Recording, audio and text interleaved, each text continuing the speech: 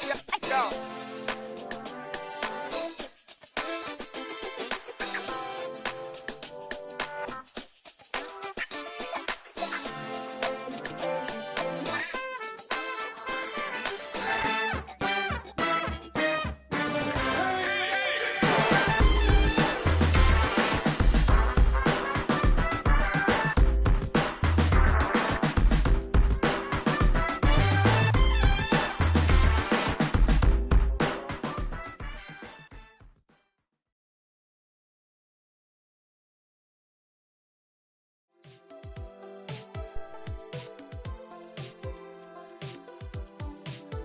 All right, there we go. What is up, fellow geeks? Super Geek Girl here, coming to you live, as always, from Studio SGG in the heart of Studiopolis Zone. Hope you guys are having a lovely Sunday, and hope you guys have enjoyed your weekend. It's that time again, guys. It's time for more Gay Lawyer Sunday. I hope you guys are ready. Hello, Zach. Hello, Boots. Hello, Luigi. NSM, Stumpy, Sleepy, Gabe. Did I say Luigi already? Yes, I did. Myers and Havoc. Hello, everybody. My goodness, there's so many of you today. Thank you all so much for tuning in.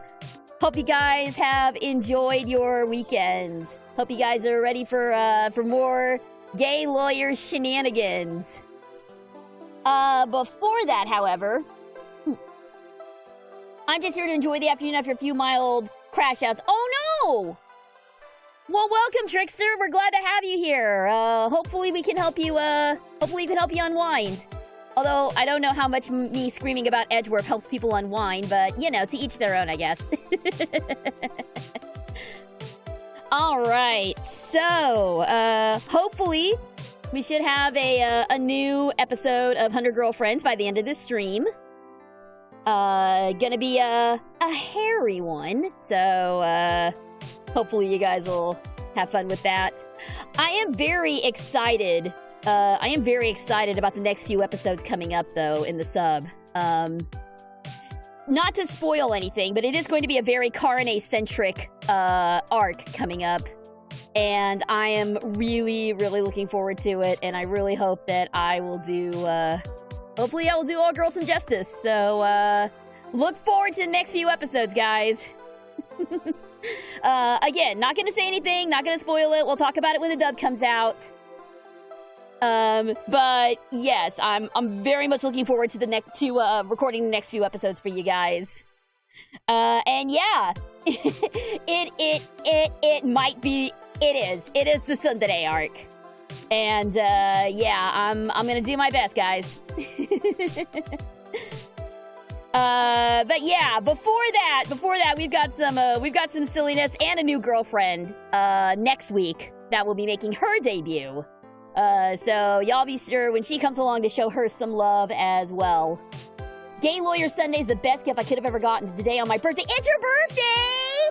Oh no! Well, happy birthday! Happy birthday, Myers! I hope you have a wonderful day. I hope you get to do whatever you want to do with your birthday, man. That's awesome. I mean, it's not like I'm glad it's your birthday or anything. Jeez. And a little birthday gift from Carne as well. Just for you. That's awesome, man. I'm so happy you chose to spend it here with me and everybody else. Well, I don't have a lot of... Oh! Oh, no! Uh-oh! I just got followed by Francisca von Karma. Oh, dear. Oh, dear. Ma'am, I promise I'll be nice to your brother. I promise. Seriously, though, thank you very much for the follow. Thanks for supporting the channel. Does a fruit roll-up count as a whip? It is if you try hard enough, I think. And hello, Random Raven Jacks. Welcome. Thank you very much for tuning in as well. Thank you again for your stream the other day of Ultimate Chicken for my birthday. Lots of birthdays popping up in my chat. Dang. Guess March was a popular...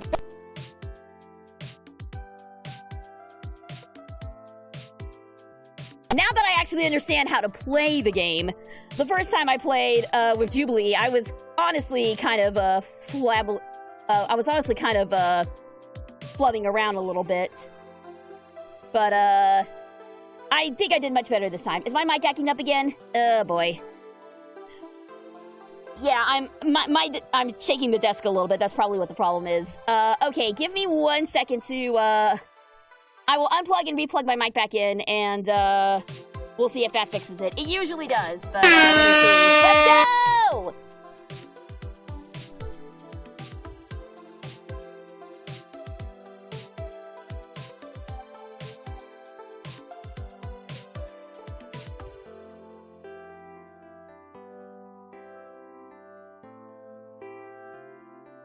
Boom. Are we good?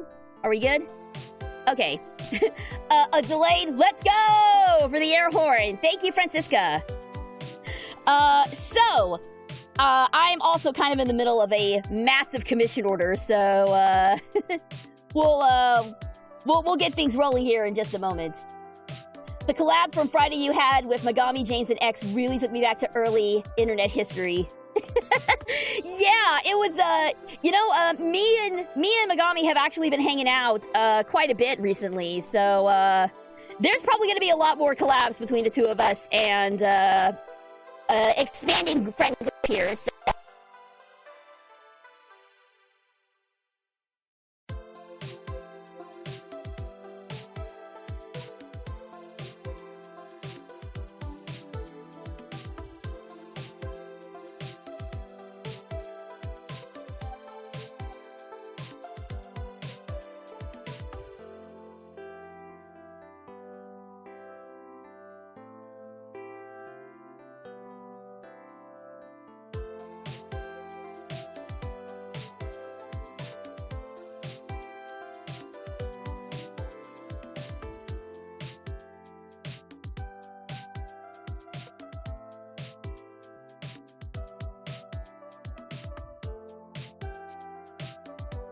Are we good now?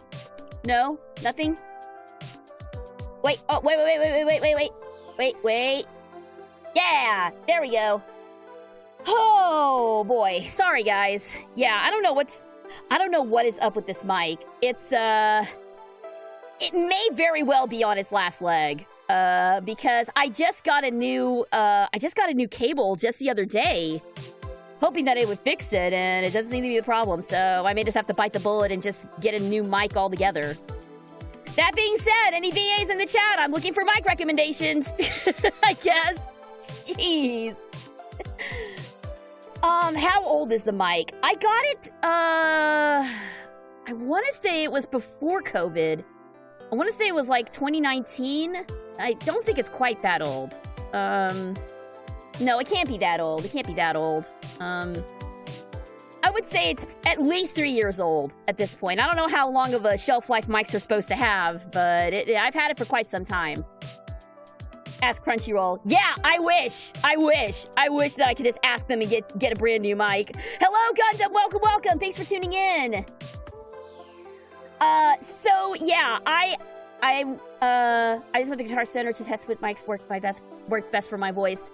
Yeah, I got this one from Guitar Center as well. Well, technically, my husband got it from Guitar Center for Christmas for me. The same year I got him a 3D printer. So I'm pretty sure he got it from Guitar Center, but I may have to pay a visit there myself.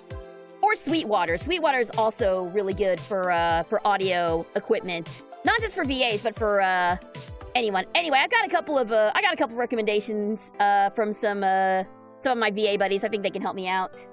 Hello, Zelda NPC. Welcome. Thank you for tuning in. Do you guys hear about? Yes, I have heard about Glitch's new show. I have heard about Gaslight District. From what I've seen, it looks cool. I am looking forward to checking it out when the pilot drops. I can't remember off the top of my head when that pilot drops. It's sometime in April, I think? Or did it just drop? I was suggesting asking Crunchyroll for recommendation. Oh, I got you. Yeah, I got a couple of VAs who I've actually asked this already of some of my buddies. So I got a little wish list I'm looking at of VAs. I'm hoping that it won't be I'm hoping not to get a super expensive mic, but you know. April 18th. Okay, gotcha. April 18th. I will be sure and check it out and let you guys know what I think. Already big fan of the stop motion aesthetic. I've always liked the stop motion stuff, so seeing them bring that back is excellent. I don't know if it's real stop motion or if it's just the animation is styled and filmed to resemble stop motion. If it's actual stop motion with like the models and everything, like, dude, that would be so sick. Tim Burton could never. No, we're not gonna disperse the name of Tim Burton here. Thank you for the ring. Thank you, legit. But yes, hopefully we'll get this mic situation squared away, because it's gonna be a real damper on Gay Lawyer Sundays and other voice acting streams if I can't, and streams in general if I can't use my dang mic. So we'll get that squared away. I need to get my new mic set up. It's got DPS latency. Oh, yeah. That's gonna be, that is one of the things about getting a new mic is I'm gonna have to reset everything and rehook everything up to get it to sound correctly. But I'll be looking at mics I'll be looking at mics probably this week, so hopefully we'll get this resolved sooner rather than later. Is the mic you use for streams the same one for voice acting at Crunchyroll? No. So Crunchyroll, I record all that stuff in person at Crunchyroll. I record at their studios. But this is the mic that I use for streaming and for remote voice acting. So yeah, the sooner I can get this fixed, the better. If you loot on Miles, Francisco Von Karma will whip you out of here. I do not loot on him, okay? I may swoon over him, but I do not loot on him, all right? There's a difference. Anyway. And yes, I have heard about the Persona 4 remake rumors. Fingers crossed. Reload was exceptional. So I'm hoping that Persona 4's potential remake will also be exceptional. Yeah, respectfully. Yeah, respectfully. It could also be my interface. It kind of, that's as old as the mic. I got them at the same time, so it might be a double whammy. So, I don't know. I'm hoping it's not, but we'll see. Alright. With all that being said, I think it's time we finally get, this Gay Lawyer Sunday underway, shall we? No, I'm not playing Elden Ring. Stop. Knock it off, Steam. Alright. Here we go. Back to it once again. Speaking of games, I can't believe the Switch 2 Direct is next Wednesday. Oh, it is, isn't it? Ooh. Thank you for reminding me of that. I may not actually be able to do a live stream react after all, because I may have a session during that time. We'll see. I'll double check. I hope it's not. Because I would like to live stream that with you guys. But, we'll see. Next week is going to be an extremely busy week for me. But, I promise I'll give it my best effort to try and, get it going. Alright, there we go. Now my controller works. Alright, so, to recap, last time, we began Chapter 3, which has us playing not as Miles Edgeworth, but instead reliving the final case of Gregory Edgeworth, his father, with Eddie as our quote-unquote weird girl assistant. The case this time is during a cooking competition, one of the competitors was found dead inside of a chocolate treasure chest. And that was the case that Gregory was investigating. We saw some interesting characters, as we usually do. We also were reunited with one Manfred von Karma. So he's floating around. And when we last left off, we were about to investigate one last area of this manor. So, yeah, here we go. Manfred von Karma's assertion. Let's do it! Yeah, young Eddie, the literal goat. Remember, he ate paper. The video will be up on YouTube, so if you know our social media, you can give us a genuine reaction. We'll see. We'll see. I will have to double check my calendar, but we will see. I promise, guys, I will try to make it happen. All right. December 24th, 9 p.m. Contest venue, Frost's room. Frost was the guy who was killed, by the way. Uh-oh. We're starting off right away, looks like. What is the meaning of this? Uh-oh! Somebody left the heater on!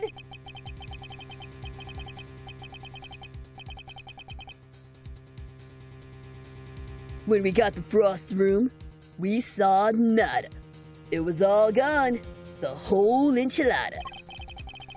Was this the work of the culprit? A dead body hidden in a chocolate chest? A murder weapon moved mysteriously to another room? This case was a real peach, and it was gonna take some serious sleuthing to get to the bottom of it all. Mm-hmm. Well, damn! Last time I could have if I had just stuck around for a minute or two longer last time, we could have ended on the to be continued. I didn't know I was that close to the to be continued. Oh, whoopsie. Sorry, y'all. Alright. Moving on. Let's just keep going.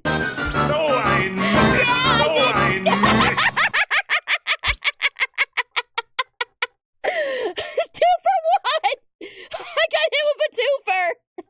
No. See you next stream. No.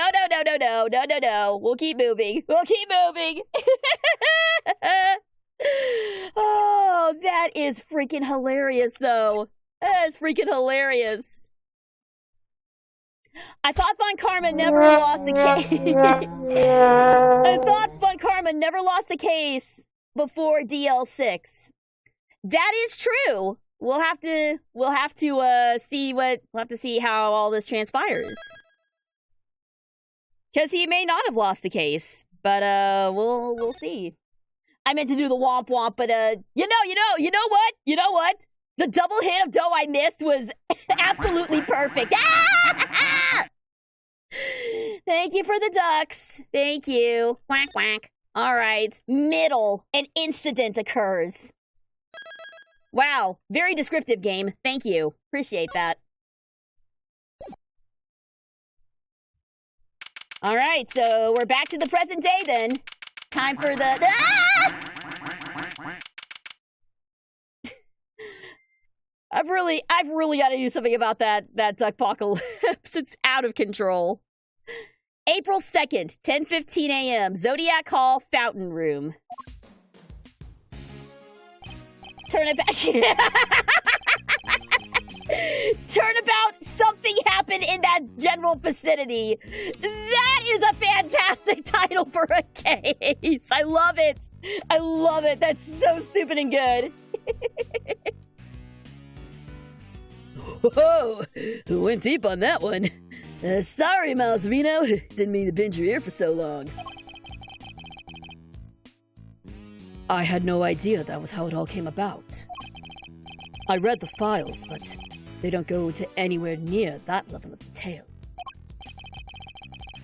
I bet they paint things in a much rosier light for the prosecution, too. Von Karma was the one in charge, after all. What happened with the case after that? Well, what with the ice sculptures vanishing from the victim's room, things hit a bit of a rough patch. Ah, speaking of rough patch, I knew this was coming. Alright, there we go. Are we auto-tuned? I think so. We'll be auto-tuned for a little bit. So rough, in fact, that it took a full year before they could even reach a verdict in the trial. Holy cow. A year? And this was back before they brought in the whole initial trial thing. You didn't have to finish up in double quick time like you do nowadays. Yeah, in other words, this is how it should normally go. This is how it works normally.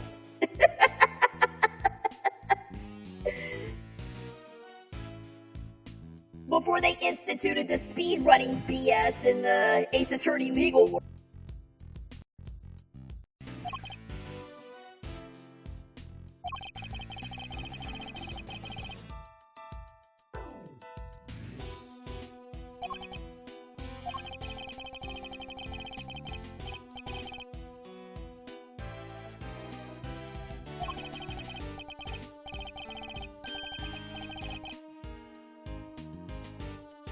Hello, hello? Okay, it wasn't the mic that died this time. It wasn't the mic that died this time. It was voice mod. Voice mod was what messed up. Can you guys hear me now? Can we hear me? Hello, hello? Okay, Sleepy, I may have to refund those points for you. With my mic acting up, I don't think voice mod is going to be working properly today. So either I or NSM will refund you those points, and we'll try again when my mic is working. I apologize. Sorry about that.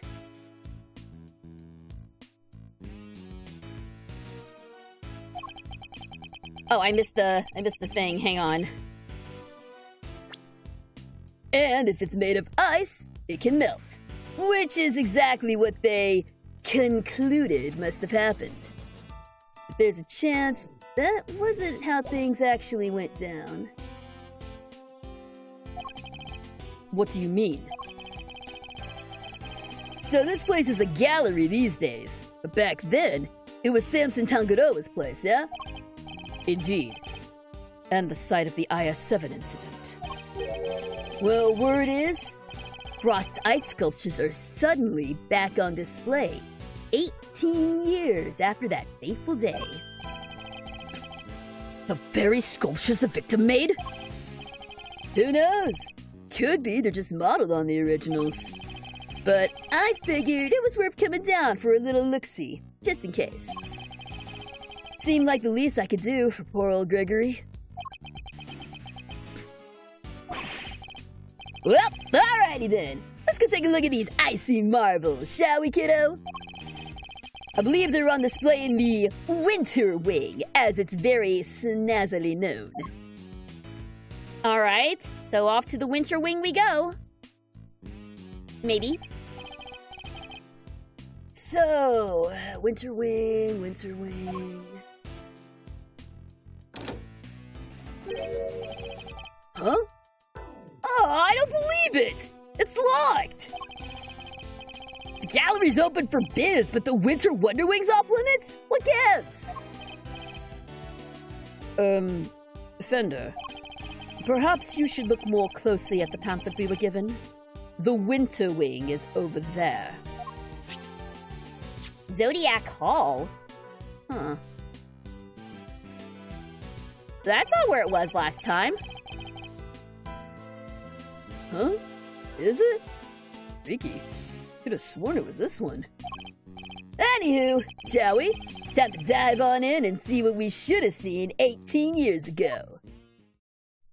Alright. April 7th. Oh! Look! Look! We recognize these two! It's the real Damask! It's the real Damask and his hot girlfriend! I've already forgotten what their names are, but that's okay. I recognize them! Ron and Desi! Yes! Ron and Desi! The Delights! That's what they were called. The Delights! Oh, I love it. I hope I can remember their voices. A location named Zodiac in an investigation scene in a game. This is gonna end well. Yeah! Oh, God. I didn't even make that connection. Oh, boy. I hope we're not dealing with some, Zodiac killer nonsense. That stuff is terrifying, okay? Like, okay, here's the thing. Here's the thing with me. Like, I will watch murder mysteries all day long. Like, you put on an all-day marathon of Columbo or Murder, She Wrote or any of the other shows that I watch, I'm there. But the minute you start talking true crime, the minute you start talking the real shit that actually happened, hard pass. No thanks. I have enough nightmares at night. I don't need that added into it. I don't know. It's just, I guess there's like a disconnect when you're watching like a murder mystery that you know is fake versus something that you know actually happened in real life and there was like real evil and real suffering taking place. Like that's tough for me. That's tough for me. My husband really likes the true crime stuff. I know there's a podcast that he listens to quite a bit. Casual Criminals or something like that. I don't quite recall what it is. But me, nah. I'll take cozy murder mysteries all day, but you can miss me with the true crime stuff. I don't know if that makes me a hypocrite or not, but you know, that's just how it is. Hot girlfriend, the most and least apt description in anime history. Well, I mean, look at her! Look at her! She's super hot! Of course, I got it. Does the kid on the right have horns? Oh my god, what? What is this demon child over here? I was so distracted by the lights, I didn't even see the demon child over here. Oh well, I'm sure that's just another NPC. I'm sure they're gonna play no significance in this plot whatsoever. April 2nd, Zodiac Hall, Winter Wing. Here we go. I see they're still keeping it chilly as all heck in these rooms. I'm about to turn into a popsicle stick. It is the Winter Wing, you know. But you're right. It's like a freezer in here. It could be a trick of the light, but it feels like the whole room is made of ice. The temperature controls will be somewhere at the back there, if memory serves.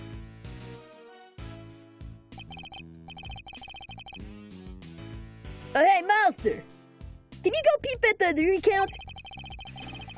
I'm thinking a complaint to the management is in order. There is such a thing as too cold, yeah? Alright, if you insist. Hey, take your time! Mosey around! Take in the sights while you're at it.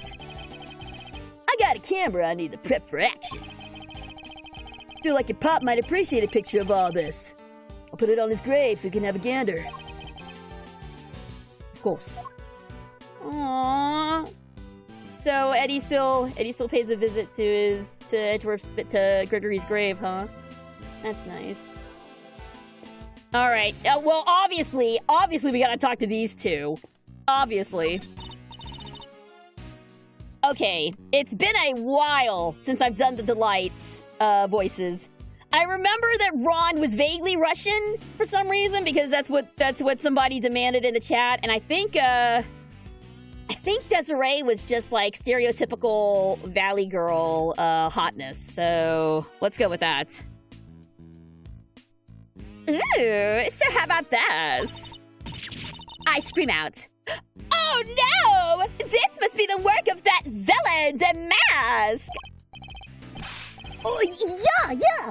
And I go, that's me! The legendary Mask Damask! Yeah! And then, oh, no. Say that, and you will be in cuffs before you can blink, Ronnie! You've got to take this more seriously! Otherwise, how are we gonna get this to the market to sell? What exactly are these two plotting? Oh, don't worry. Don't worry about it, Edgeworth. You're nothing that concerns you. You weren't here for this. This has nothing to do with you. Hello, Tyrant! Welcome! Thank you for tuning in! Yes, I did see your sketch. It was very nice. Alright, Castor and Pollock. I feel like I should know, what that is, like, right off the bat. That sounds very familiar. My astrology is a little rusty, but let's see. Also, God, Ron and Desi just look so cute like this. They really do. I know I've been screaming about this the entire game, but I love this updated art style for everybody. I really do. There's an enormous block of ice on display here. There's some explanatory text engraved in it. Castor and Pollux. Every year in December, countless shooting stars can be seen emanating from this constellation. Oh, and they're still going! They're still going! Okay, so then the mask needs to... Oh yeah, and then I wish these two would stop talking so loudly. It's difficult to concentrate.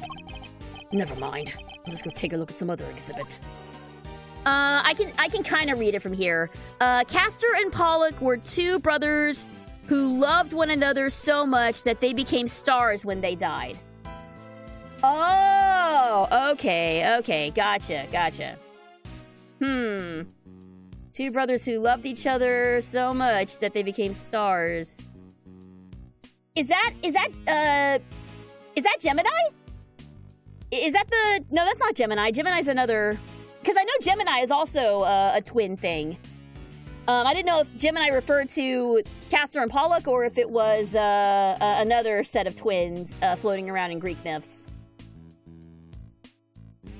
Pollux was born immortal. Castor was not. It was Castor's death, and Pollux didn't want to be alone, which is how the constellation became a thing. They were also brothers of Helen of Troy. Nice. I really do need to brush up on my Greek myths, especially since I'm kind of like really into Epic the musical. All right, let's see what else we got here in the way of constellations. There are two large ice statues on display here.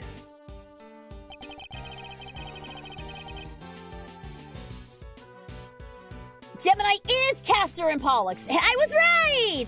Hooray! I do know things! I'm actually really pleased that I knew that. Hooray. No! Why am I getting bonked? I knew the thing! Why am I getting bonked? Thank you very much for the bonk. Thank you. As a Yu-Gi-Oh fan, I just remember these two as Constellars. Ah, okay. I played a little bit of Yu-Gi-Oh, but I don't know about Constellars. That was probably came along well after I stopped playing. Police Story is a good one to watch. A lot of 70s and 80s had good PI and cop shows. I mean, yeah, Murder, She Wrote, and Columbo are both from that era. In fact, you mentioned Magnum PI earlier as well. There was actually a Magnum PI Murder, She Wrote crossover special. No, I'm not kidding. It's amazingly dumb. Because the two episodes are from two complete... It's one episode on Magnum PI and one episode on Murder, She Wrote. But the overarching story doesn't add up at all. It's like two completely different stories, yet they're trying to pretend it's all part of the same thing, and it just doesn't work. It super doesn't work. Oh, it's wild, man. It's wild. But also, holy crap, Tom Selleck can get it. Anyway. Yeah. The most macho, hot-blooded detective crosses over with Murder, She Wrote. Yeah. It's crazy. It was the weirdest thing. It was so weird and so out of place, but my God, it was so funny. It was so funny. I guess these are remakes of Frost's work from 18 years back. Real eye-catching stuff. Ice sculpture's a heck of an art form, huh? It is. These are the works my father never got to see. To think that I get to see them instead. So many years later. No. Hey, sorry to butt in while you're deep in a thinkhole, Milester. But, would you mind looking this way a sec? This way. Beautiful! Yeah, just like that! Yeah, it's a picture! Look at how much Edgeworth doesn't want to be here! Look at Oh my God, that is fantastic. I love that it's a canonical thing that Miles hates having his picture taken. I love that. And it's such a shame because he's so damn handsome. He just doesn't know how to work it. That is a proper amount of awkward kid who was told he was oh. Well now you've made me sad. This is very much the face of, I do not want to be here. Why are you doing this? Poor Gumshoe never had a picture with Edgeworth. He did, actually. I don't mean to, actually here. But at the very end of the first investigations game, Kay took a selfie of her, Gumshoe, and Miles. And if I recall correctly, Miles was just as unhappy about his picture being taken then as he is now. Seeing a middle-aged man like Fender trying to be hip is just painful. Yeah, it really is.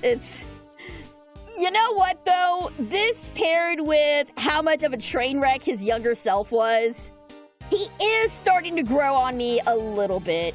He's still got some serious cringe, some serious problematic cringe on him, but he is starting to grow on me a little bit. I will admit that. I will admit that. Fender? Really? Say cheese! Please don't do that again. I don't like having my picture taken. My bad, big guy, my bad. Had to check if this whole thing was still working is all. Now that you mention it, your camera does look rather ancient. Yep, vintage model. Oh wow, that is a vintage. That's a damn Polaroid. I think I've seen that in a museum somewhere. I'm kidding, of course. You ever hear of an instant camera? It develops the picture right after you take the shot. Don't twist my noggin trying to think how it works. We all know what a Polaroid is. We've all heard Hey Ya by Outkast. We all know how it works, Fender. Thank you. I'm as old. You what? Hey, what? Hey! Hang on a minute. Hang on just a second. I may be an old lady, but I ain't that damn old, okay? Take that back. It's not like I'm nearing the top side of 40 or anything. Anyway. I know what an instant camera is, although I've never used one. Should've known Mr. Know-It-All would know it all. You really are your father's son. Alright, step aside. I need to get some good shots of the room here.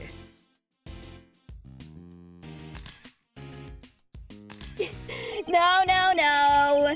Calling me old is not a bannable offense, but just watch it. Just watch it, alright? So much vintage stuff is coming back, it's hard to tell what is and isn't new. Yeah, but that's a phenomenon that's been happening for, like, forever and ever. Like, back when I was a kid, stuff from the 70s was, like, trying to become a thing again, and, recently, stuff from the 80s was, trying to come back, too. So, yeah, slowly put down the hammer, you're good. And yet, the Polaroid can still take color photos, which is something modern cameras can't do. You know, I don't know a lot about how cameras work. The last time I used the camera was when I worked for a newspaper. I still have, I should say, a fairly nice DSLR camera. The one with the fancy lenses that you can, like, zoom in and out and stuff like that.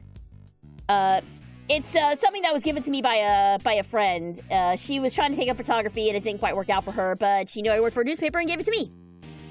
That camera was very, very useful for my job, and since I quit that job, I haven't used it since. But, I don't know, something in me just doesn't want to give it up quite yet. Let's see, at least... Oh, I see what you mean. Ace Attorney universe. Cameras can't take color pictures. You know what? That's actually a pretty good point. Yes, we'll get back to investigating the rest of the ice sculptures in a moment.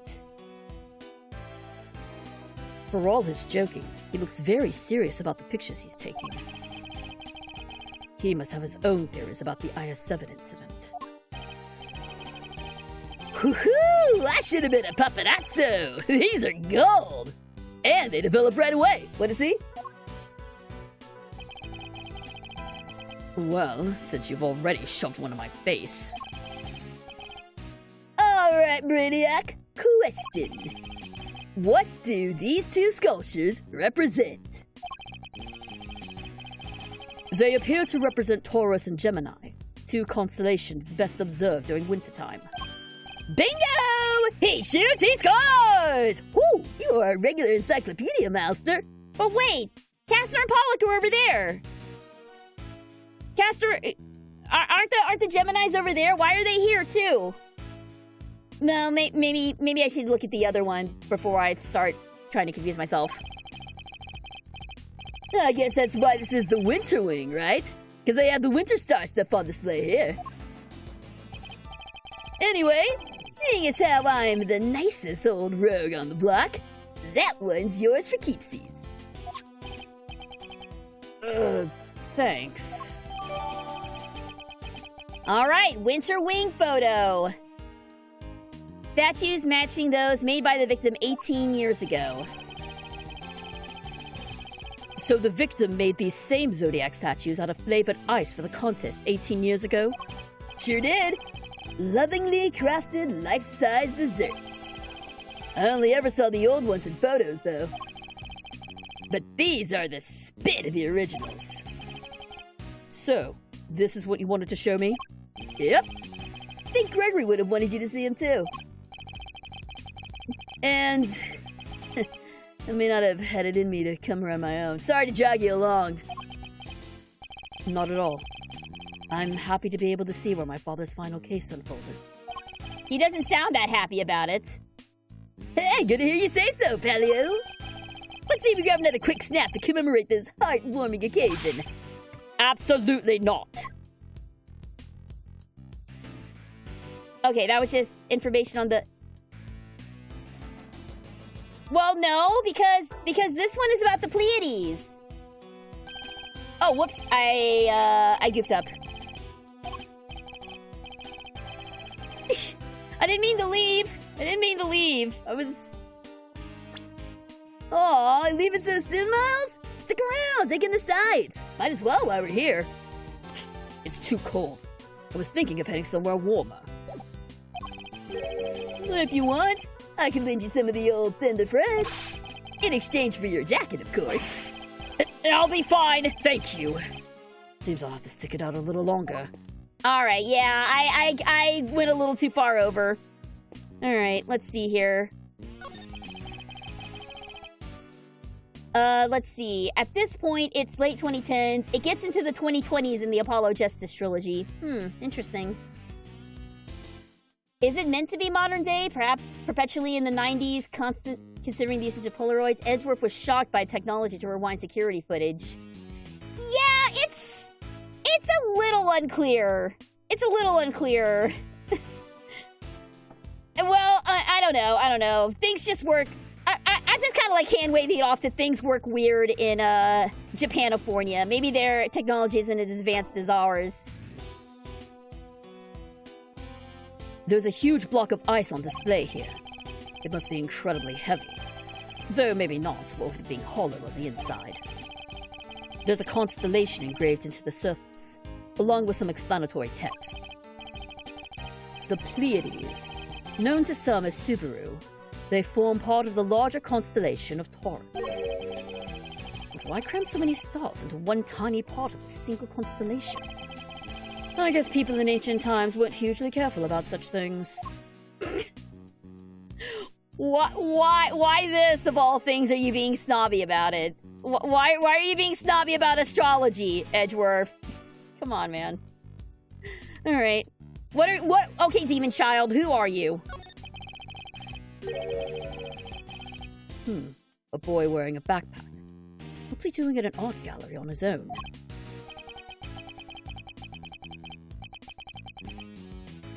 Okay, time to put on the little boy voice, I guess.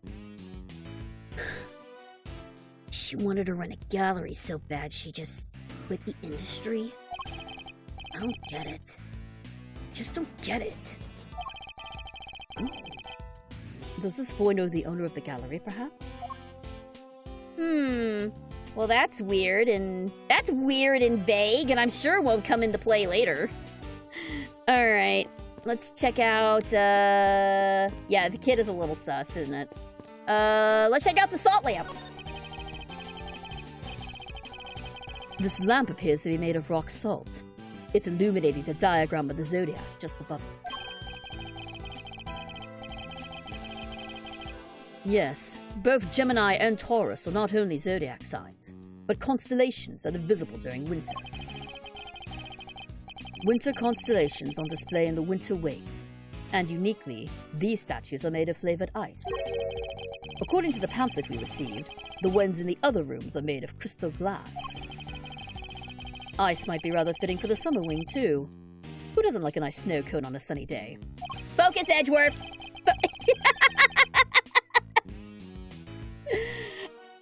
Okay,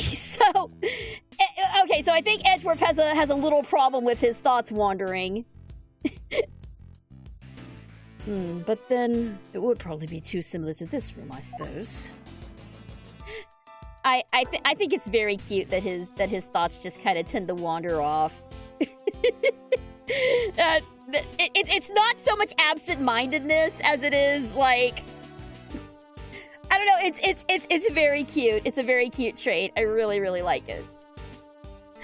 Let's see. The time period is weird in Ace Attorney. The original games came out for the GBA in the 2000s, but it takes place 15 years later, which makes the technology a little weird. Oh, yeah, because I guess they kind of had to predict, like, would these kind of phones still be around then? Would this kind of technology be around?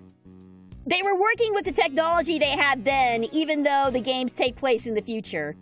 Yeah, that's... Okay, I get it now. I get it now. And also phones that talk to ghosts, but, you know, any flip phone can do that.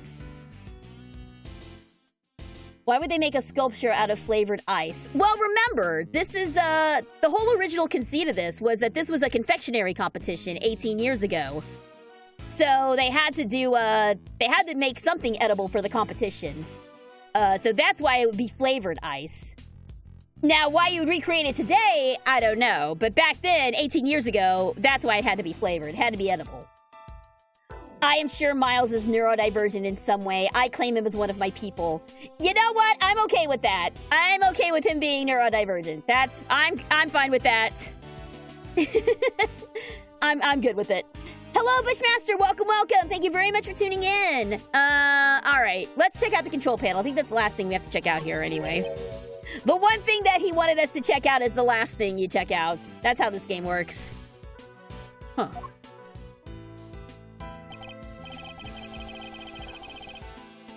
Fender, I can't seem to find the temperature controls you mentioned. Oh yeah, it's a little tricky if you don't know where it's at. Here, I'll have it open for you in a jiffy. Huh? That thing's locked. Makes sense, I guess. Wouldn't want the visitors cranking up the thermostat and melting the art. According to the pamphlet, the winter wing is kept at a constant 27 degrees. Dang, that's cold. Oh, you know what this is, though? You know what this is? I've been to stuff like this before. At the Gaylord Resort, in Grapevine, they have this, like, ice sculpture, they have a big ice sculpture exhibit every year in December. And it's usually based off of, like, well-known Christmas specials, because it's around Christmas time, so it's based off of stuff like The Grinch and Charlie Brown. The year I went, it was based off Rudolph the Red-Nosed Reindeer, and I went with, like, a bunch of people, from my church. It was really neat! I mean, you had to bundle up, and even if you didn't, they provided you with, like, these gigantic, like, branded parkas and warm hats and everything. And of course, at the end, like, everybody got, like, hot chocolate. So it was really cool. It was really cool. If you haven't got the chance to check it out, if you're ever in DFW around Christmas time and you want something to do, I highly recommend checking it out. It's really cool. It's worth checking out at least once. So there you go. There's a Christmas idea for y'all. As an autistic dork, I can't view Edgeworth as anything but autistic with a major hyperfixation towards solving puzzles. You know, I actually see that interpretation of Edgeworth a lot in fan works of him being autistic. And I am totally down with that. I think that's awesome. There needs to be more neurodivergent representation in media anyhow. I gotta visit America first. Okay, well, fair. You know, baby steps. Maybe being in the same continent would probably be helpful. Since these sculptures are zodiac themed, I have some zodiac trivia. There are actually 13 constellations. The 13th one, I'm gonna butcher this. I'm gonna butcher the pronunciation of this. Ophiuchus, I think. Ophiuchus is usually omitted nowadays to fit the idea of 12 signs in 12 months, one for each month. I did not know that there was a 13th constellation. Wow, doesn't that sound like a conceit for like a sci-fi film? The 13th constellation, coming exclusively to theaters this February or something. I don't know. I can't do a good movie trailer voice. That's neat though. I didn't know that there were. See, like I really like Zodiac stuff. So I did not know that there were actually 13 instead of 12. Today I learned. There's your fun fact for today, kids. Courtesy of our friend Zach. Woo-wee! That's colder than a snowman's cold bits. I'm gonna freeze to death in here. Guess there's only one thing for it. Now we're back to the problematic part of his personality. Isn't the cat the 13th zodiac? Well, that is, yes, you're correct. That is the Chinese zodiac. Not the Western zodiac. But yes, you're right. The 13th zodiac member is the cat. So, you're not entirely wrong. Speaking for myself, though, what are y'all signs? In the Western zodiac, I'm an Aquarius, and in the Chinese zodiac, I'm a rabbit. I'd be curious to know what y'all's signs are. Well, guess there's only one thing for it. Somebody's getting a snuggle! Hey, what's with the icy stare? You want me to freeze to death? No.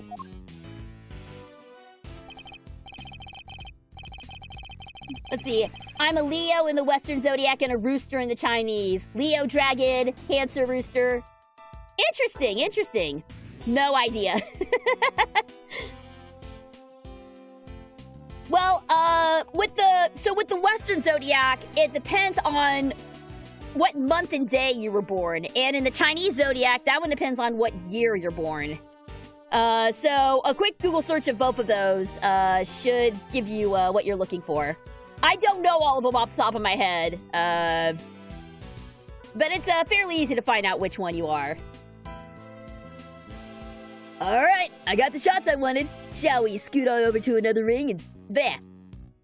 Shall we scoot on over to another wing and see what's cooking? Might as well do the full tour while we're here. I suppose so. Uh-oh. And suddenly a scream? What was that?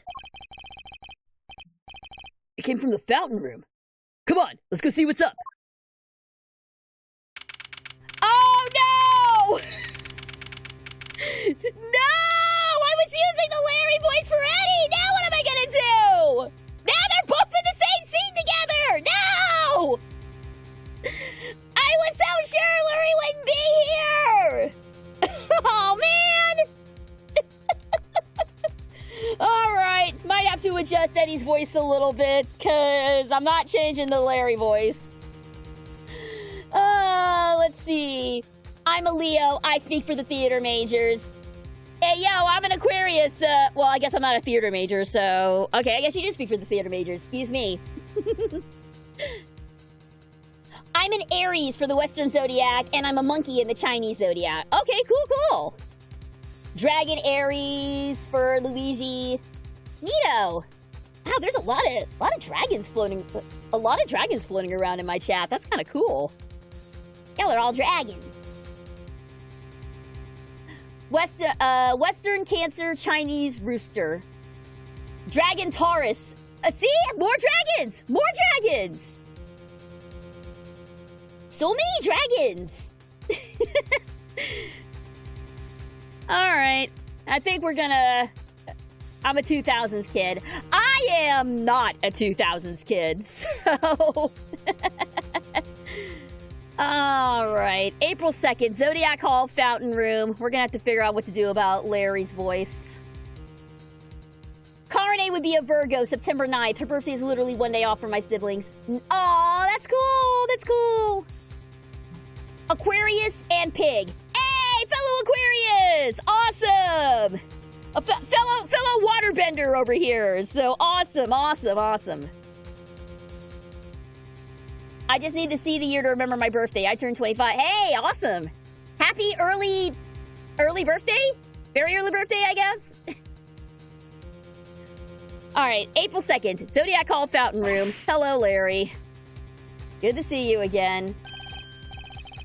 So many dragons. Raises hunting horn. Yeah, I know. I've been playing Monster Hunter a lot. It's the same for me, too. There's someone on the ground! And is that...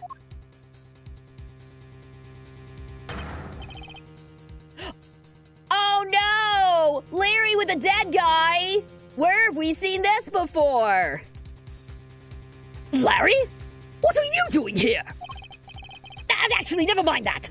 What on earth is going on here?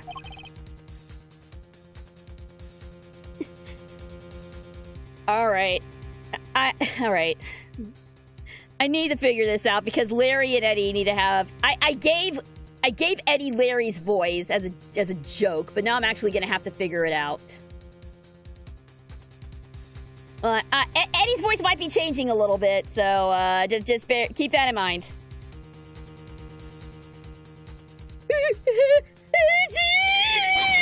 You should have seen it! It was awful! Just calm down and tell me why there's an unconscious man on the floor! I didn't do anything! He just fell down in front of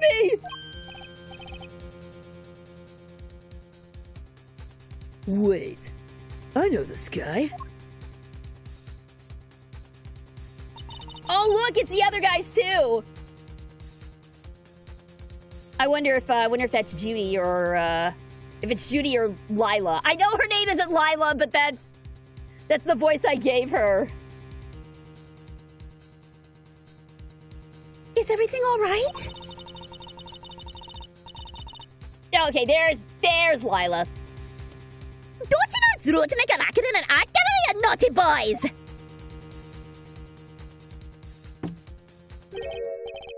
Wait. The smell. He's still breathing, but I know these symptoms. It's not safe, Miles. We need to get everybody out of here. Everyone, with me. There isn't a moment to lose. There's poison gas coming out of that room. Oh, shit! What?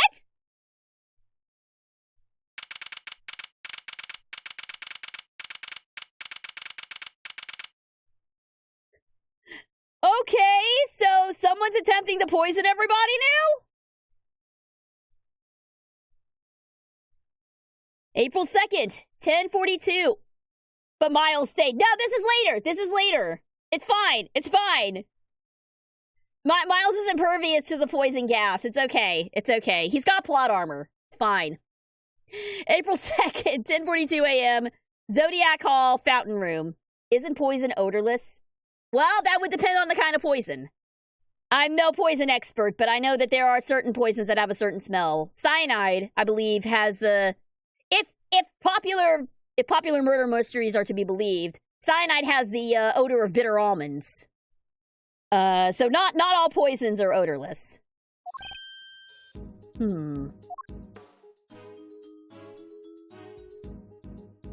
Oh god, they even walk the same! They even have the same walk cycle! Did you see that? They really are the same person! How's the victim doing, Fender? Not good. He inhaled a lot of gas. He's still alive. Sounds like it's pretty serious. But the paramedic says there's no signs of external injury, and that he was conscious before it happened. Anyway, he's alive. Just barely. He's lucky we found him when we did. Well, like I said, he's not out of the woods yet. They put him in the medical room with a specialist. I see. I couldn't help noticing that it seemed like you knew him, Fender. Sure do. That was Carmelo Gusto. He was here back when the whole IS-7 thing went down. The confectioner! So he was here 18 years ago, too. Anyhoozle, this guy here seems like he's in rude health. Old pal here is Malzerino. Yes, something like that. I'm glad you're okay, Larry. Yeah, here we go. Question for my Sims games. Is Francisca... No, I don't see Francisca as getting tattoos. She's way too straight-laced for that. Eddie identified the poison from the collapsed man's symptoms, not the smell. And what's considered poison varies by biology and species. What's poisonous to a dog might not be poisonous to us. Like chocolate, for example. Or grapes.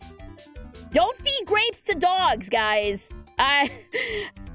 Those are actually like super poisonous for dogs. I found that out very early on in having a dog. Something like that. Yes, I meant something like that. Something like that? Are you serious, Edgy? You've known me since elementary school! Got you guys feeling, why don't you? Anyway, you know you're supposed to call me Lois Dernim when I'm dressed like this. So no more Larry, okay? You got that? This is Larry Butts. He's a bit of a troublemaker. But he's one of my only friends from back when we were little kids. Oh, one of my only friends, huh? So, just the three of them. Oof. That's a weird way to say it. But I guess, yeah, given everything that happened, Miles wouldn't have had many friends when he was kids. Just Phoenix and Larry. Poor guy. Ever since he developed a passion for art, he's been trying to make it big as Loris Donin. But new name or not, he's still the same old Larry. Whoa! Grade school buddies? I need to go tell Gregory about this! He'll be over the moon to hear you have a pal! He was always worried you never click with anybody.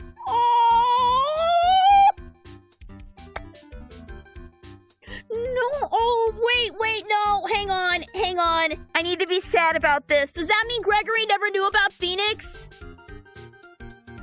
Does that mean Gregory never knew?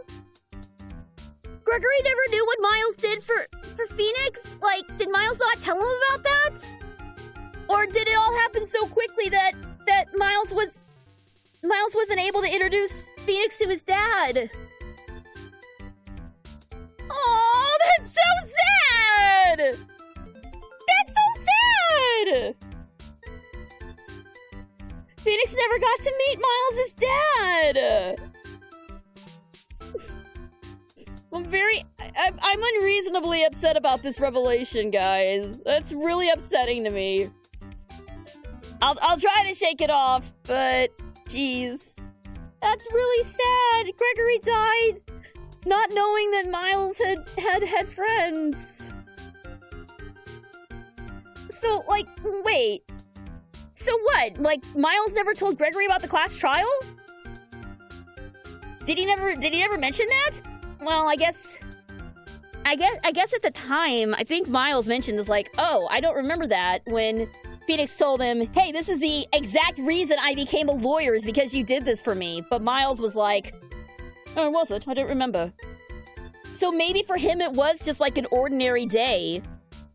But then in the anime, they show them being friends. They show them being friends for a little bit. I mean, I guess the anime isn't exactly canon, but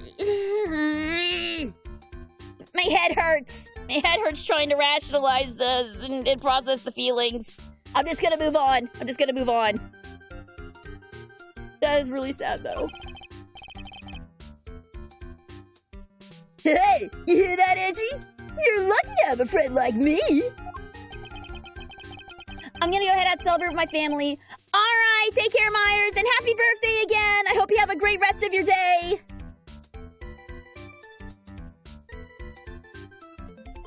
I never knew I was the cause of such worries for my father.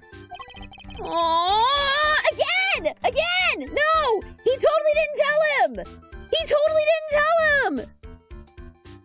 Or maybe it really wasn't such a big deal to Miles. Maybe it was just like, I was just doing what my dad would have done, and it wasn't a huge deal to him. That is wild. I guess Miles just wasn't talkative about his social life with his dad. No, I guess not. That's really... This bums me out. A little bit. Hello, Will Strive! Welcome! Thanks so much for tuning in! How's the game experience? Well, right now I'm sad because I found out that Miles' dad never got to meet his friends and his dad died thinking that his son was friendless. So, you know, trying to process all of those emotions right now. But otherwise, I'm having a great time. This is a lovely game. Thank you so much for tuning in. Never mind that now, Larry. What are you doing here?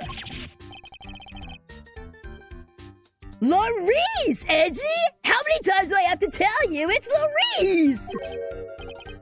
What are you doing here? What's with the demon eyes? All right. Don't talk. Just stop looking at me like that. Good. Now talk.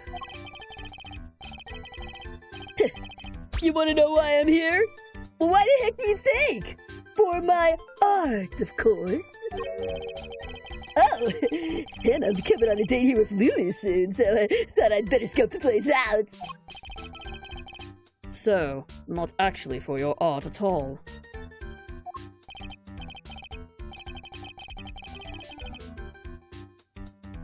Oh, Laurice, my man! An artist and a romantic. You'll have to introduce me to this lady friend of yours. Oh God, these two idiots would get along, wouldn't they? Hey, sure! It's nice to have somebody take an interest for once.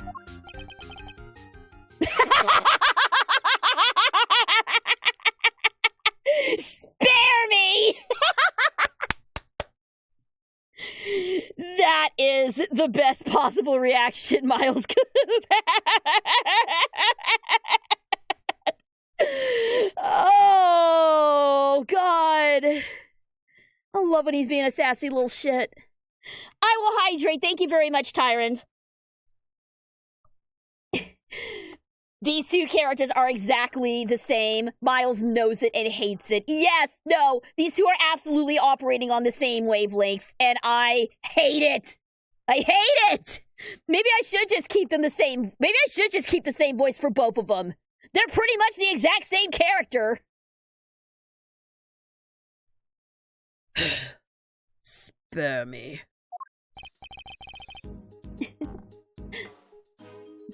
Snow White cross car name. Oh, because of the Snow White movie? I have absolute zero interest in seeing the Snow White live-action remake. I have zero interest in any of Disney's live-action remakes, to be 100% honest. But that's a tirade I am not ready to go on right now. Though Carney in Snow White's dress would be kind of cute. Though I see her more as like pulling off Belle's dress, you know, because of the yellow. Oh God, these nicknames. Oh, by the way, Lauricio, did you notice anything when you found the victim? Nothing in particular. Didn't you say you had seen something awful? Oh, that. The old guy, he disappeared, and then, splat, he was on the floor! Scared the life out of me!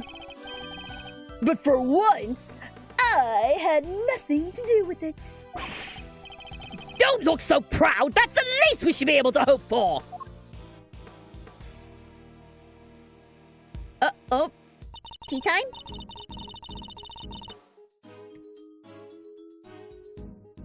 I could tell that the Snow White movie was gonna be bad. Yeah, I didn't have high hopes for it. Actually, I'm following one of the animators from the day the Earth blew up, and he did a really cute doodle of Petunia Pig as Snow White, surrounded by a bunch of dappies dressed up as dwarves running amok. You know, as ducks do. Ducks run amok. If you know, you know. And it's like, here's the real movie you guys should go see. It was beautiful. It was beautifully done. I loved it. I'll have to repost it later. Live action Beauty and the Beast isn't too bad. I haven't seen it myself, so I can't speak to whether it's good or not. I just don't really have an interest in any live action Disney stuff. Even as a kid, I never had any interest in the live action Disney stuff. All the Disney Channel shows that were live action, never really was a fan of them.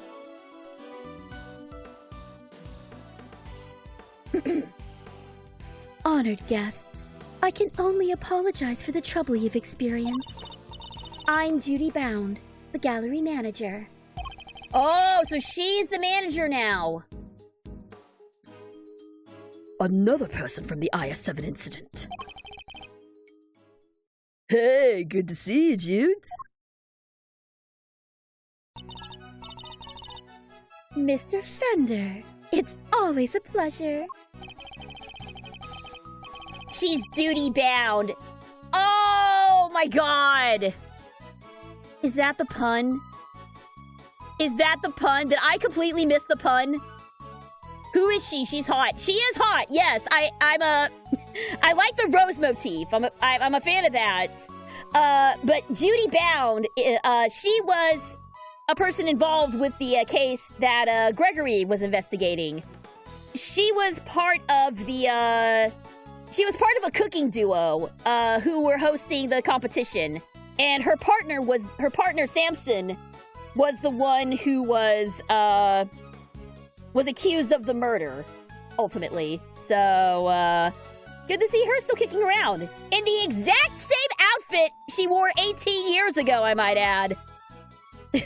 Well, damn, lady age as well. She was at the reception desk when we arrived. So, she's the one in charge here. I can't believe you had to go through something so awful. And on our first day in business. Hey, quit that. It's not your fault.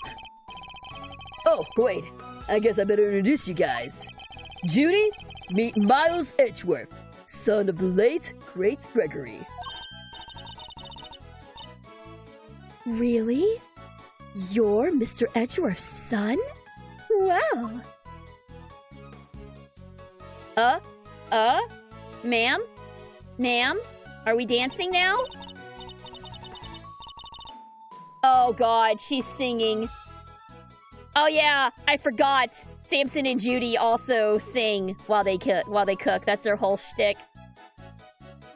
Yeah, no! 18 years have passed between now and then. Ma'am, what is your skincare routine? Please tell me. I need to know this. I need to know what your beauty secrets are. All right, bad attempt at singing. Here we go. Isn't this fabulous? That great man's son here with us. 18 long years have passed, but now look, he's here at last. It's very lovely to meet you, Mr. Fine Attorney number 2. It wasn't too bad. Oh, Judy, that was the bomb! I see you're in good voice as ever. Miles Edgeworth. It's a problem. I was about to say it's a problem. Barely. Your voice is great. Oh, thank you. Thank you. I'm a little self-conscious about my singing, so thanks. I appreciate that. my singing voice isn't as great as it used to be, but I appreciate it, guys. Thank you. Thank you very much. Delicia Scone's name was Delicia Scones, barely changed. Okay, interesting that name didn't change. Samson's name was Jeffrey Masters. Judy was Catherine Hall. I don't get the pun there either. Artie Frost was Isaac Dover. Oh! Iced over! Iced over! I get that. That's not bad. That's not bad. 1 point for the fan translation. And Carmelo Gusto was Dane Gustavia. Okay, yeah, kind of take or leave either one there. Isaac Dover is pretty good though. That's pretty good. That's like Diana Fire sort of naming there. Do a Carne styled song. You say that. There is a certain song that I think would be really fun to sing as Carne. So I don't know. Maybe down the road. Maybe down the road that might be a thing. No promises, but that might be a thing down the road. Miles Edgeworth, prosecutor. It's a pleasure to meet you. Oh, you're a prosecutor? Oh, I'm so sorry. Forgive me for jumping to conclusions. She's very polite, but there's something strange about her.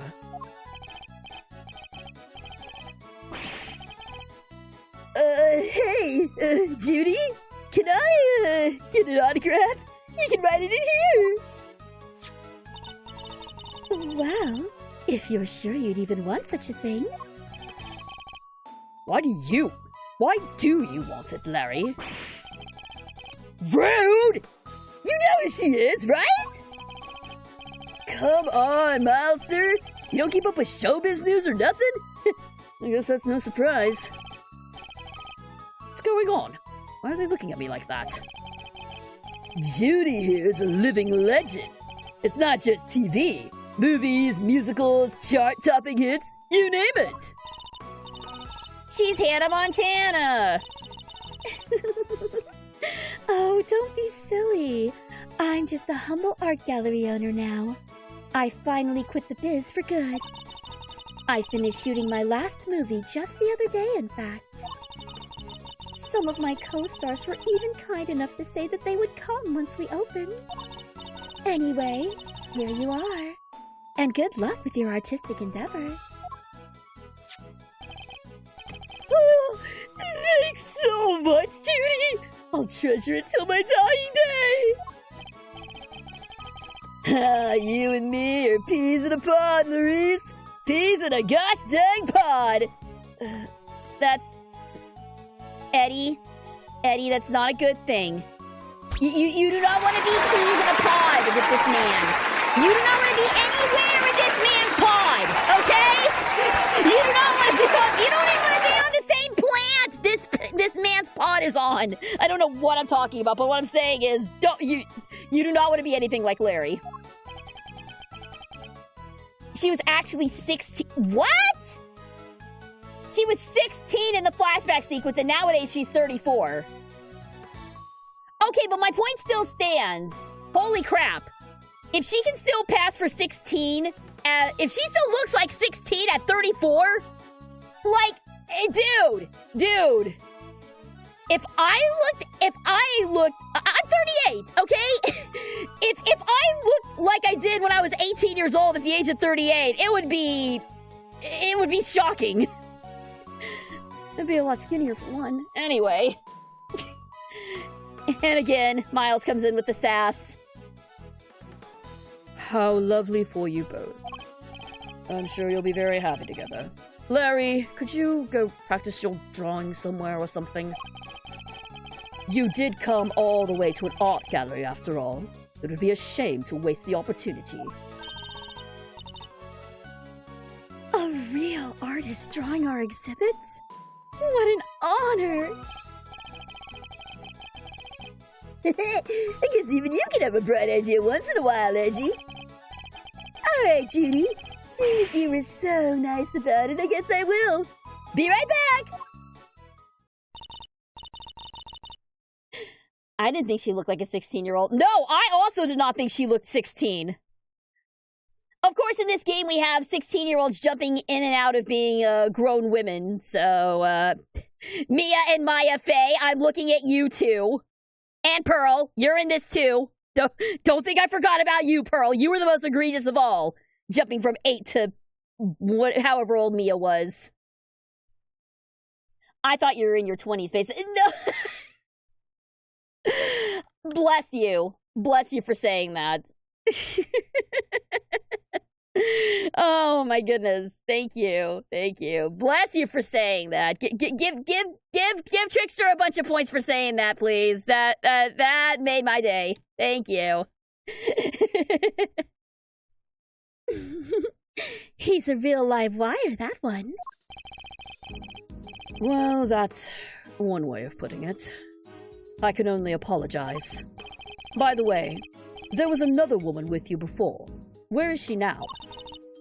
Oh, you mean Delicia? Delicia Scone? She's in the medical room, helping to care for Mr. Gusto. I call it the medical room, but it's nothing quite so grand, of course.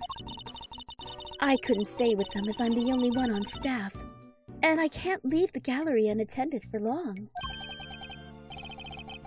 Delicia Scone. We've heard that name before, haven't we, Fender? Sure have. Sounds like our IS-7 bingo card is complete. Something tells me this isn't a coinkydink. Perhaps I could offer you gentlemen a cup of tea? Oh, a drop of the old duty-bound special blend. Why not? For old time's sake. That would be lovely. Thank you. Clink, clink, clatter, clatter. Maya was indeed only 7. Yeah. She was 17 in the first game, and then by the time Trials and Tribulations rolled around, she was 19. And I don't think I've forgotten that the minute she was no longer 18, Larry immediately hit on her like the goddamn creep that he is. I didn't forget about that, Larry. None of us forgot about that. Need to put that guy on a list. Anyway. Now, if you'll both excuse me, I'd better go and explain things to the other visitors. Hey, you go do your thing, Judes. Thanks again. I still want that tea set, though. Still want that tea set. It's very nice.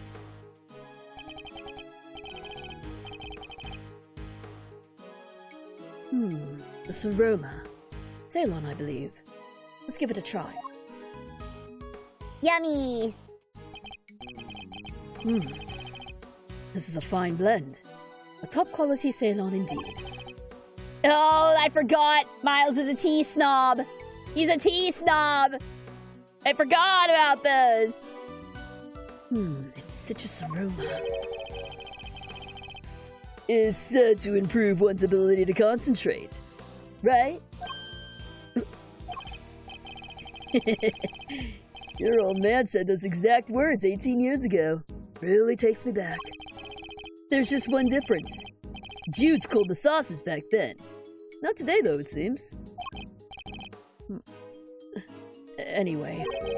Oh, he's so uncomfortable about being compared to his dad. I mean, it totally makes sense. It makes so much sense that he's not okay with being compared to his dad. Because for such a long time, he thought he was responsible for the death of his father. He thought he killed him. And I guess even now, after it's been proven beyond shadow of a doubt that he was not responsible for his father's death, the comparison is still hard for him to take. Oh my god, that is a fantastic character touch. That's a fantastic bit of character development. I don't know if character development is the right word for that, but that is fantastic.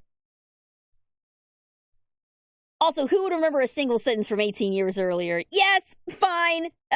Okay, fair, but still, for the point of comparison, it's fine. Miles would be a tea snob. Either tea, books, or wine, or all of the above. Tea, absolutely. Wine, I'm not sure about. Books, probably yes. We do know that he was a voracious reader when he was a kid, though he was mostly reading, like, law books and not, like, you know, things that are actually age appropriate. So... Don't you think this is all a little odd? Every single person from an 18-year-old case, all assembled in the same place at the same time? Yes. It almost feels as if an investigation is in order. And right on schedule! Dude, the minute investigation. Kay and Edgeworth were, not Edgeworth, Kay and Gumshoe were waiting for that cue. You know they were right behind the doors, like, All right, the minute he says investigation, we're gonna run in. or no, that was the word that summoned them. The investigation was the word that summoned them, and suddenly here they are. Look at what he wears. Bro drinks wine every night. Okay, yeah, I can see him with a wine glass. Yes, fine. It's a fine image. It is a very fine image, but I don't know. So, yeah, some of the boys. I don't know. Does Kay count as one of the boys? Does Kay count? Well, we'll say she counts. She's an honorary boy. For those of you who have no idea what I'm talking about, this is a joke from very, very early on in my Elden Ring playthrough. Before the professionals came along, I was making extensive use of the summons. And one of my favorites to use was two skeletons who, every time you knocked them over, they came back to life. And it just became a thing. Whenever I summoned the skeletons, I would yell, "Summon the boys!" right before I would bring them around. They're still there. But now that I have the professionals, I don't use my summons near as much. I mean, I still use my mimic tier, but nice little throwback to the early days of Super Geek Girl. Love it. Thanks for the throwback, Stumpy. Mr. Edgeworth! Sir! You're all right! Mr. Edgeworth! Mr. Fender! We heard you got caught up in a poison gas attack, so we came as fast as we could! Well, if it isn't the cavalry! Come on, team, bring it in! No way! Besides, you're both doing just fine! Gimme and I got ourselves all worked up over nothing! Detective Gumshoe, what were you thinking bringing Kay with you? Sorry, sir. I knew it was dangerous with the poison gas and all, but she wouldn't take no for an answer. I ran and I ran and I ran and I ran, but I just couldn't shake her off. When it comes to running away, the great thief right here is the world champ! Then run away. Don't chase the poor detective. She had the keys to the car, boss. Oh my god. Can you just imagine? Wait, where did gas matches come out of nowhere? Oh, fantastic. Hey, you know what? At least he came prepared. I'll give you points for that, Gumshoe. All set, sir. Just say the word and I'll head in there and start investigating. You guys stay here. That gas could still be dangerous. All right. We're counting on you, detective. Good luck in there, Dickie boy. Don't call him Dickie boy, please. No way! Gummy almost looked like a real detective! I'm so proud of him. But he is a real detective. Is he, though?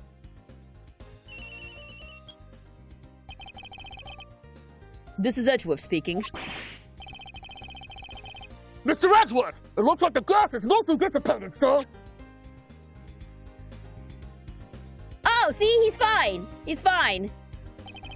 Ooh, things got busted up, though. I mean, yeah, the man casually carries a metal detector around on him just, you know, for funsies.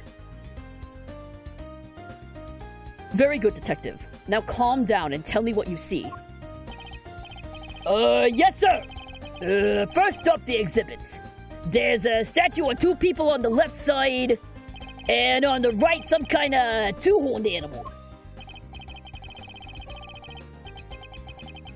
Wait, a statue of 2 people and a 2-horned animal? That sounds familiar. You just saw these like 5 minutes ago! Edgeworth, baby! Are you losing your short-term memory? Oh, wait, is this a different... Oh, wait, I remember. This is supposed to be a different room, right? Was this a different room?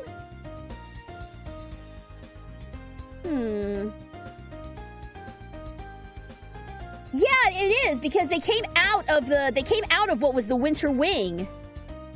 And then Larry was there with the other person. Okay, so this is supposed to be a different room, except everything is like all melty here. I think? Am I following this correctly? I'm not sure anymore. Not gonna lie, everyone in Ace Attorney is kind of neurodivergent. Everyone's a little bit neurodivergent. Or something like that. I'm not making fun. I think it's sweet. Maybe Gumshoe went into... Well, hang on. I'm jumping ahead. Maybe I should let the game investigate and explain. In fact, it sounds identical to the display in the Winter Wing. Other than that, the place is looking pretty damp. Sprinkler sprayed the place good. Must be what stopped the gas from spreading.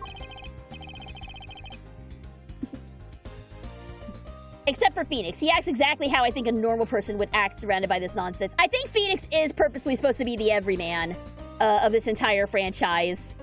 Which perfectly explains why he is so put out by everybody else's BS. So I'm curious how they're gonna portray him in Apollo Justice, because he's no longer the star. Apollo is.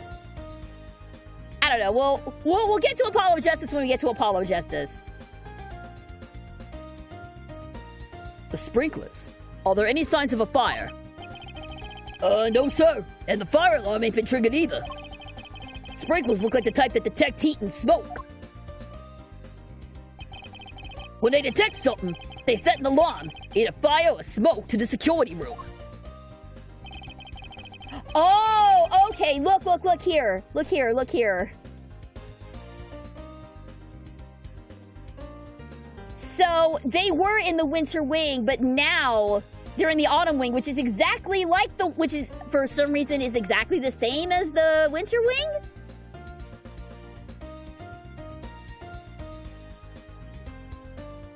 Please do the Tsundere song with Winter as VA and Beast. It would be. I'll see what we can do. Even though the game is Apollo Justice Trilogy, only the first game has Apollo's name to them. The later two have Phoenix's name attached to them. Ah, okay. Cool. Because yeah, but you do play as Apollo a fair bit in both of the later games, though, don't you? Are there portions where you play as Apollo as well as Phoenix? Yeah, this is really weird that they're exactly the same room. I'm still trying to wrap my head around this nonsense. Guess they read that gas and smoke and triggered the smoke alarm that way. And was anyone in the security room when that alarm went off? This place only has one employee, and that's Judy Bound, the manager. And she was at the reception desk across from the security room the whole time since the gallery opened. So she heard the alarm from across the way and turned on the sprinklers. Yup. Seems they can only be switched on manually, and only from there. Wouldn't want the eye getting soaked for no good reason, I guess. And if it's manual, you can maybe even check how bad the fire was and try to get some stuff out first. So, security setup is guard around protecting the exhibits. That makes sense in an art gallery, I suppose. And one more thing. It's freezing in here! This ain't the autumn wing, it's the deep midwinter wing! So the autumn wing is cold too? I checked the temperature. It's 26.5 degrees in here, sir. Why is the autumn wing being kept at the same temperature as the winter wing? Yeah, why is that? That's about all I got for now. I'll let you know if I find anything else, sir. Understood. Thank you, Detective Gumshoe. Okay. April 7th, 11:15 a.m., Zodiac Hall Fountain Room.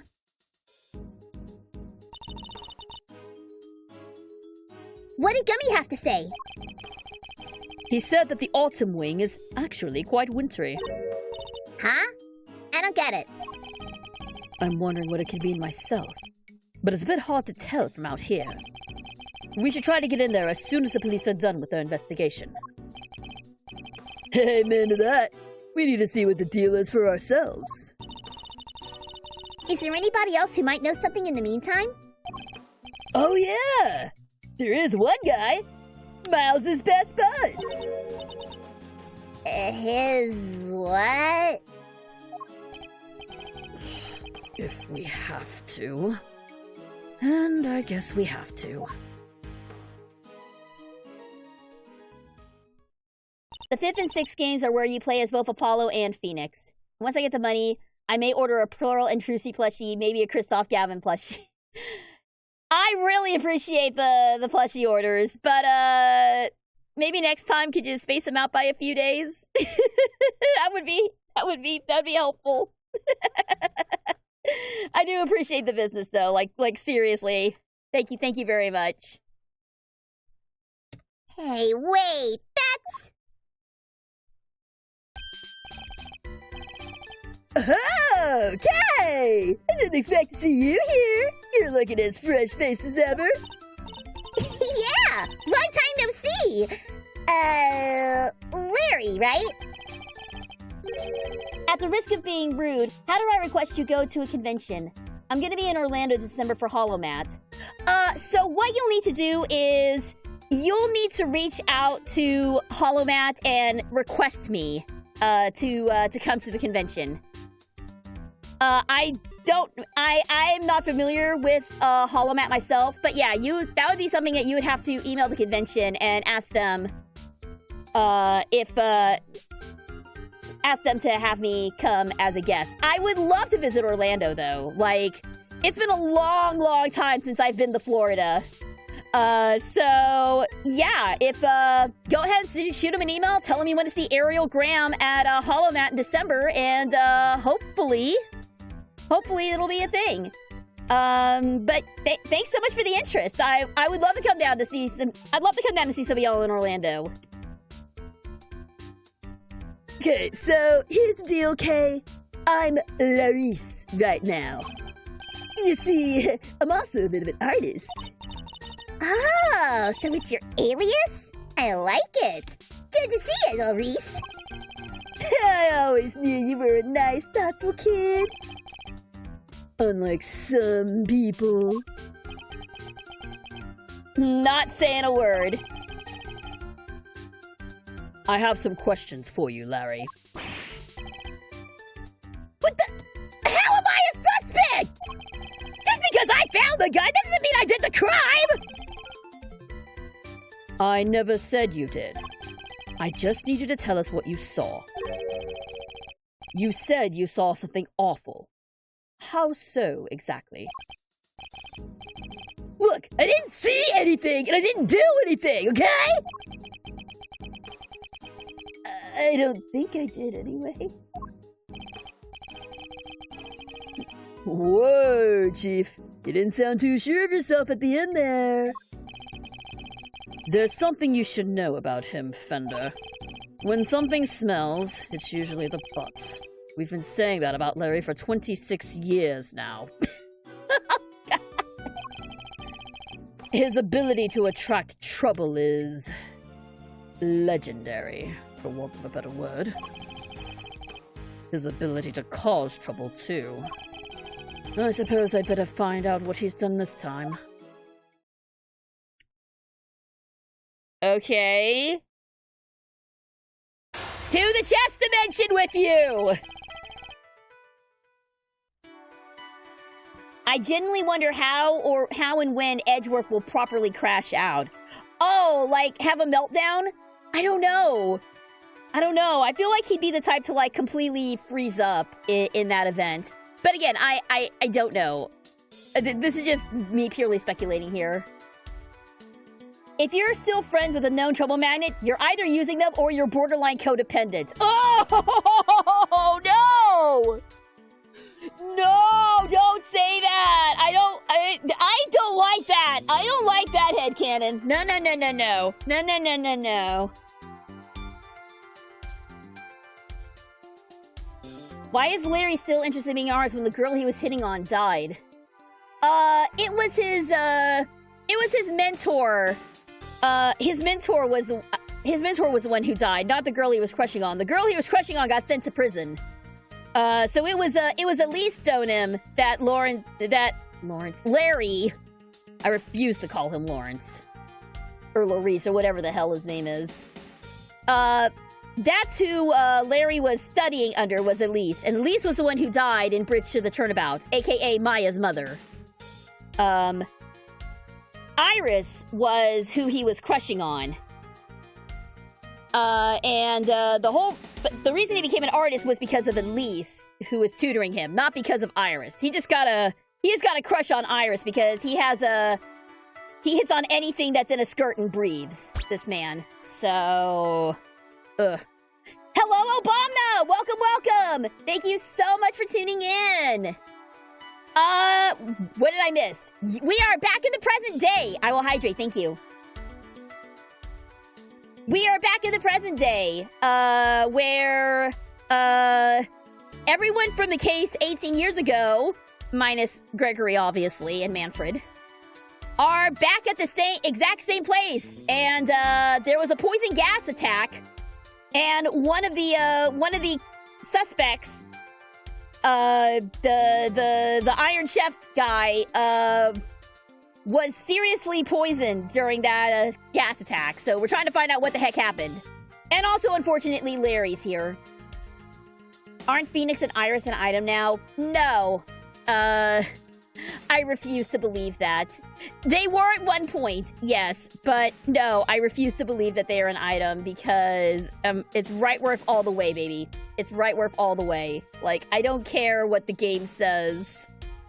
Besides, I don't think with all the deception going on between Iris and Dahlia and Phoenix, I don't think Phoenix would ever consent to like a relationship with Iris, like legitimately. But that's just me. That's just the right worth brain refusing to accept any other option. Yeah, it's a time travel arc! We are time traveling! Sort of. But right now we gotta deal with Larry being a punk, as he usually is.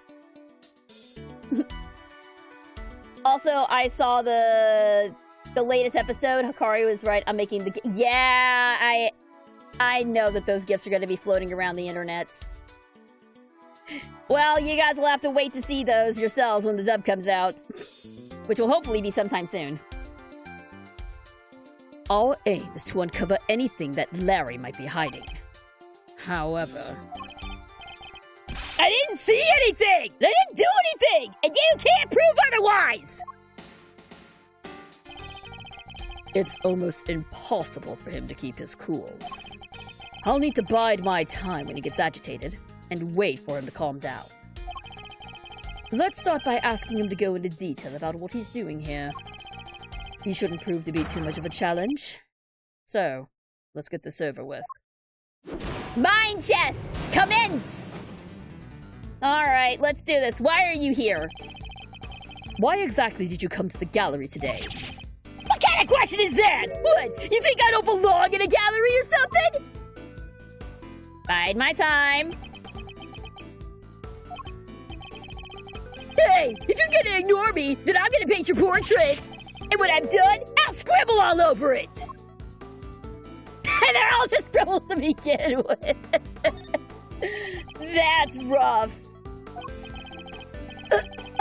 I'm joking, okay? I would never scribble on one of my pieces! How could I? They're valuable artworks! According to you, perhaps. I imagine I might struggle to agree.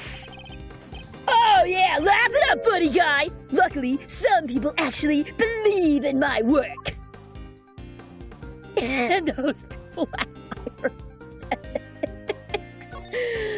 I love these snarky ass answers. They're so good. She's called Lulu, okay? And she says my pictures are masterpieces. So if she likes something, I'll draw it for her! Anything! Anything at all! And where is this Lulu? How come you're here alone? Oh, what? A guy can't be apart from his girlfriend for 1 second? I got my own life too, you know! No, you don't. Why not come here together? Let's bide my time a little bit more. Ugh, fine. Lulu said she's a Gemini, okay? So I thought I could do a sketch of the statue to show her on our date. And I expect you're pretty proud of this sketch? Not so much this time, actually. But you know, it being her sign and all, I just thought maybe she might kind of like it. So you're here for the Gemini sculpture.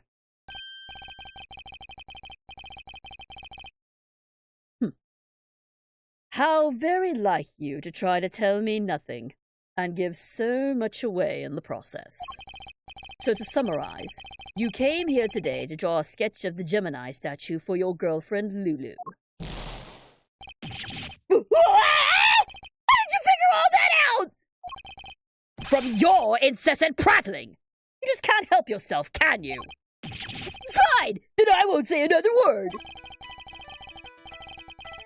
Larry may want to keep his mouth shut now, but I'll have my answers, one way or another. Let's ask him what he did after he arrived here at the gallery. Oh wow, I wasted a lot of time reading that snark. Oh dear. We'll soon see what he's hiding. It's just a matter of time. Alright, so let's see what he did once he got here.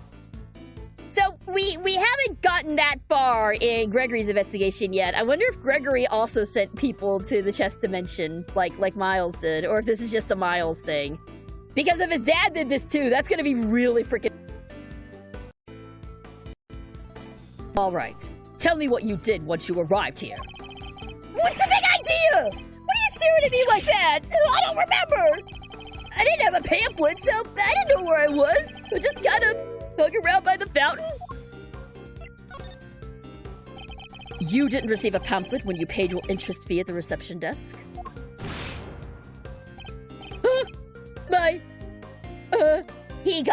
He walked in without paying. He forgot to pay, didn't he? You mean entry isn't...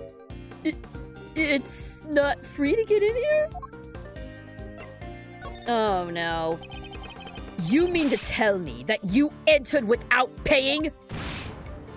I'm sorry, okay? It wasn't deliberate. There wasn't anybody at the reception desk, that's all. So I thought entry must be free. Wait, Miss Bound wasn't there?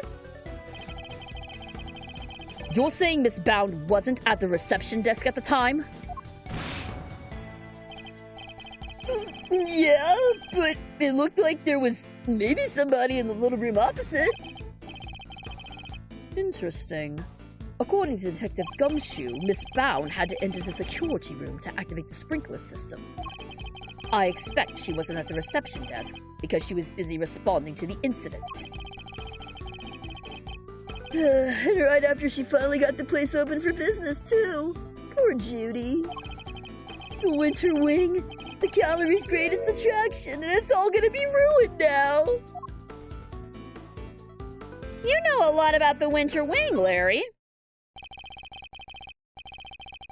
Oh yeah! How did you know it was called the Winter Wing without a pamphlet? You say you don't have a pamphlet, and yet you seem to know all about the Winter Wing. For example, that the Gemini statue you came here to draw just so happens to be in said room. Therefore, it was your intention to visit the Winter Wing all along, wasn't it? Ow! How did you get me again? Fine, you're right! I came here for the Gemini statue! And yeah, I came here to visit the Winter Wing. I won't deny it.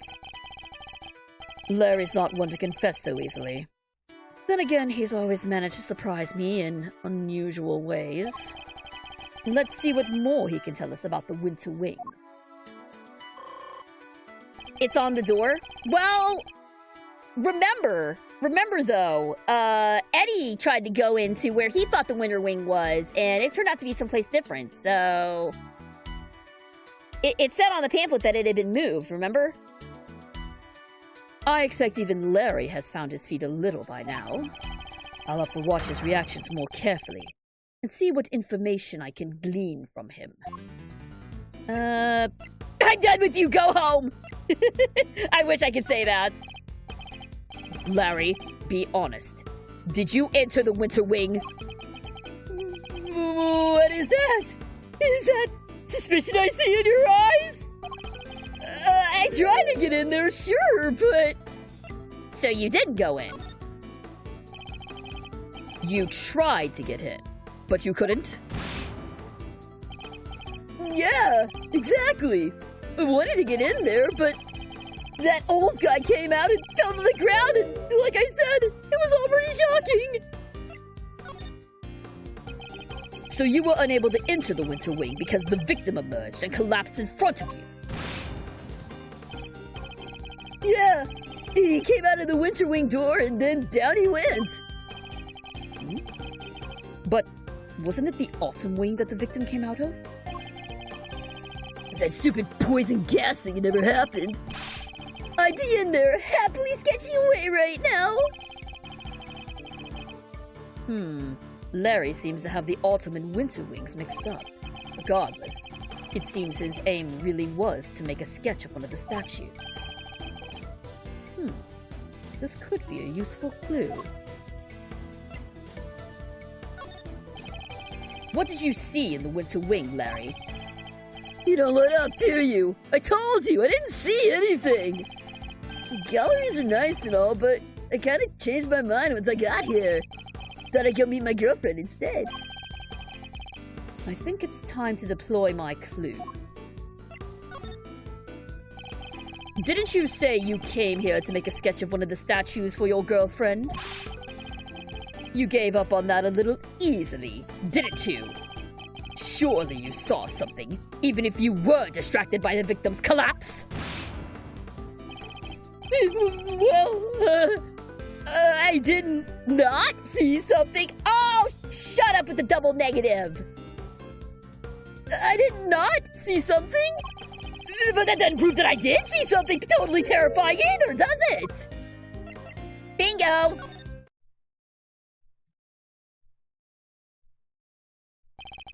Really, Larry?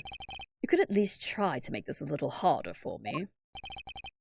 I put it to you, Larry Butts, that you did in fact see something totally terrifying!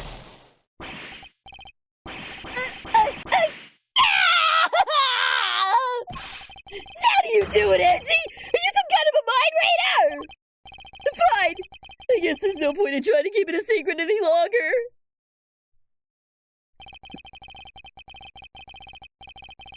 I'm not sure there's much point in you trying to keep any secrets, given your track record. It wasn't exactly the most edifying use of my time, but that's checkmate.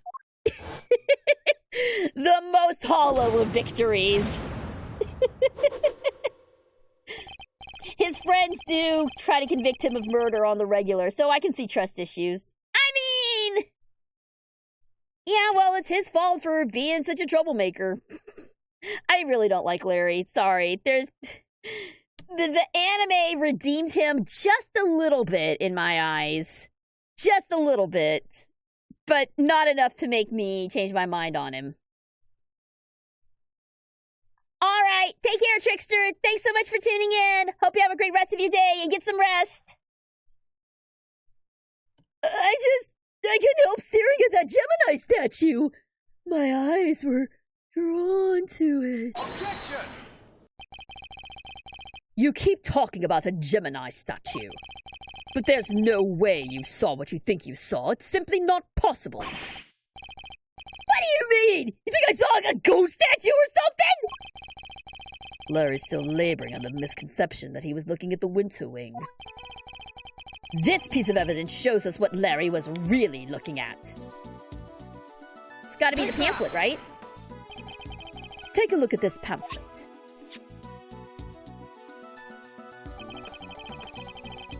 The Autumn Wing features sculptures depicting Capricorn, Aquarius, That's me. Pisces, and Aries. Not only that, but I've seen the statue depicting Gemini in the Winter Wing for myself.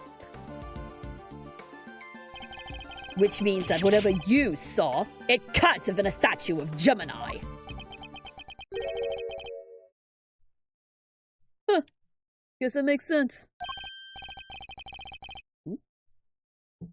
Why is he not more surprised by that?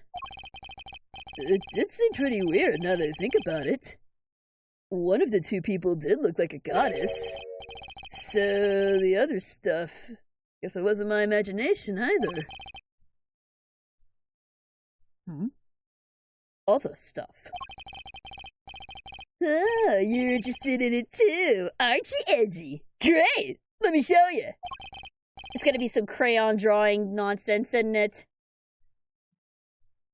Gonna be some BS in crayon. Show me what exactly?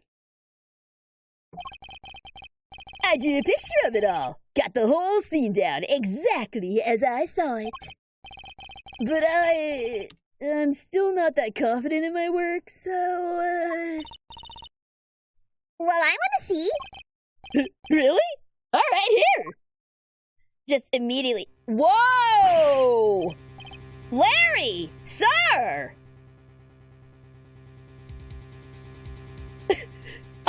Bloodborne, anyone? What on earth? It's grotesque! You're trying to tell me that the statue was crying tears of blood? What is this, like a... He is getting... Okay, you know what? He is getting better at his art, so good job, Larry. You're improving. Your proportions are improving. I gotta say, Larice, this is pretty scary. Right? Because it was scary! It was supposed to be a statue of Gemini, but it had been turned into a goddess right before my eyes! It freaked me out so bad, I screamed out loud! So he wasn't reacting to the victim collapsing in front of him after all? Wait, when you say it turned into a goddess, what do you mean exactly? What do you mean, what do I mean? The bottom half was suddenly a fish! That's what I meant! That's a mermaid. That's not a goddess. A goddess with a fishy bottom half? Sounds like Pisces to me. I heard it's all based on this legend of a goddess and her son turning into a fish to escape some baddie. Wow, really? I thought Pisces was just two plain old fish. Edgy, do you think the statue's cursed? I mean, tears of blood turning into a fish? That's some pretty cursed stuff right there. Don't be a fool. I imagine you simply mistook one statue for the other. Okay, so something's up with the Pisces statue. You tucking it carefully into your organizer. I simply thought I might have a use for it later. Oh, that's so mean! Sir! You're the worst, Edgy! The worst! Yeah, I gotta agree. That was pretty crass for Edgeworth. Damn.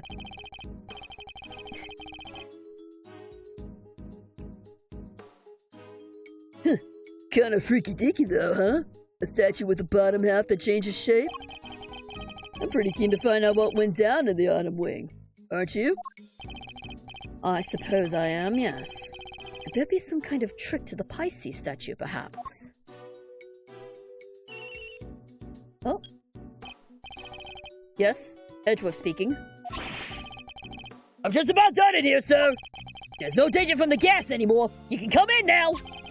Thanks. Good work, Detective. It seems it's finally safe to enter the Autumn Wing. The good detective sure has impeccable timing. Come on, let's go take a look! I want to see the Pisces statue! You're going in there, Kay? Then maybe I should come along too. Did you really think I was going to leave you out here on your own? I know better than that. All right, everyone, to the Autumn Wing.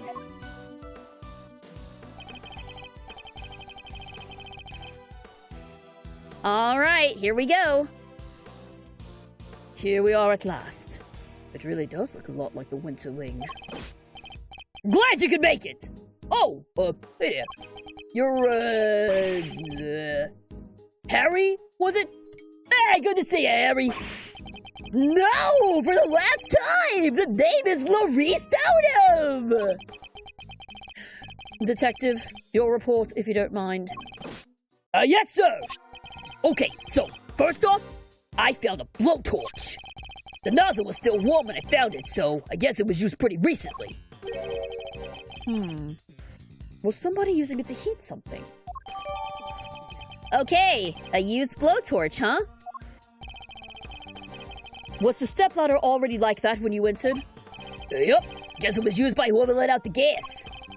The gas was inside the case until somebody opened the lid. Wait, whoa! The gas was inside the case? And then it suddenly just started bleeding? The statue suddenly started bleeding? Somebody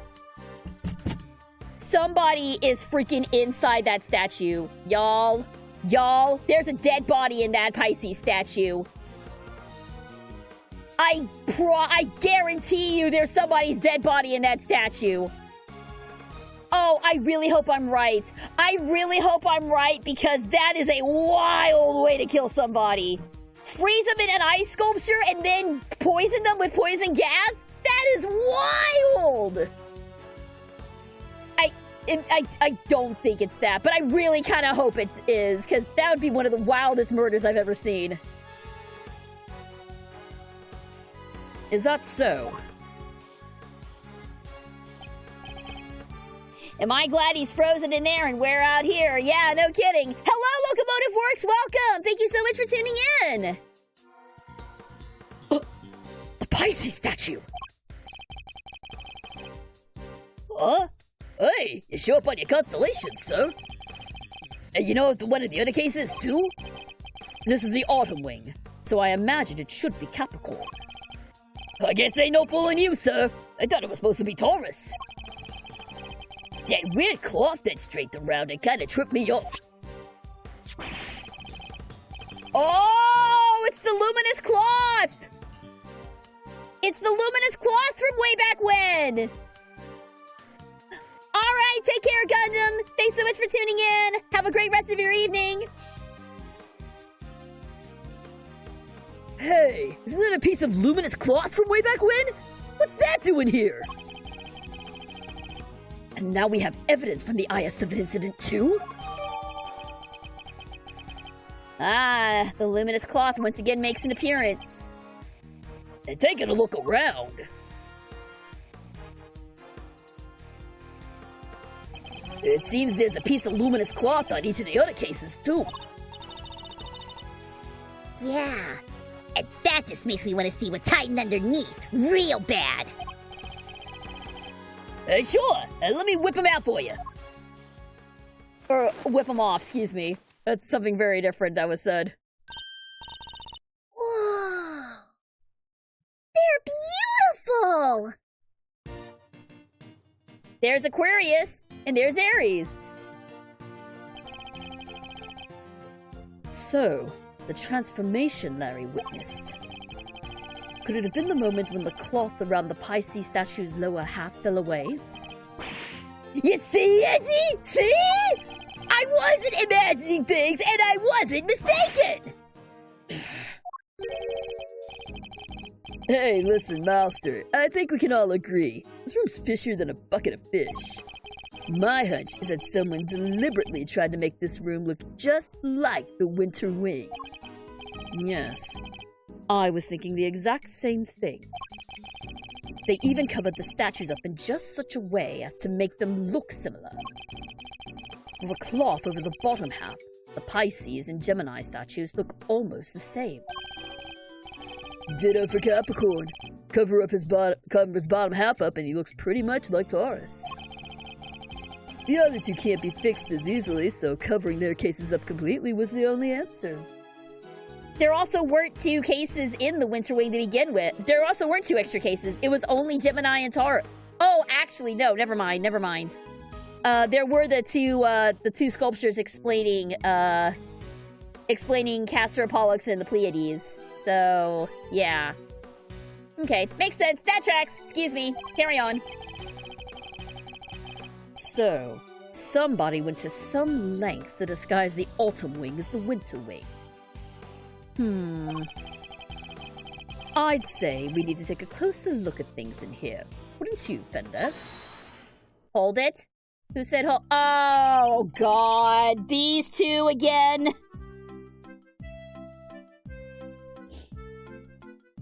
All right. Well, I think I see how this is about to shake out. Mr. Winner and Judge Gavel.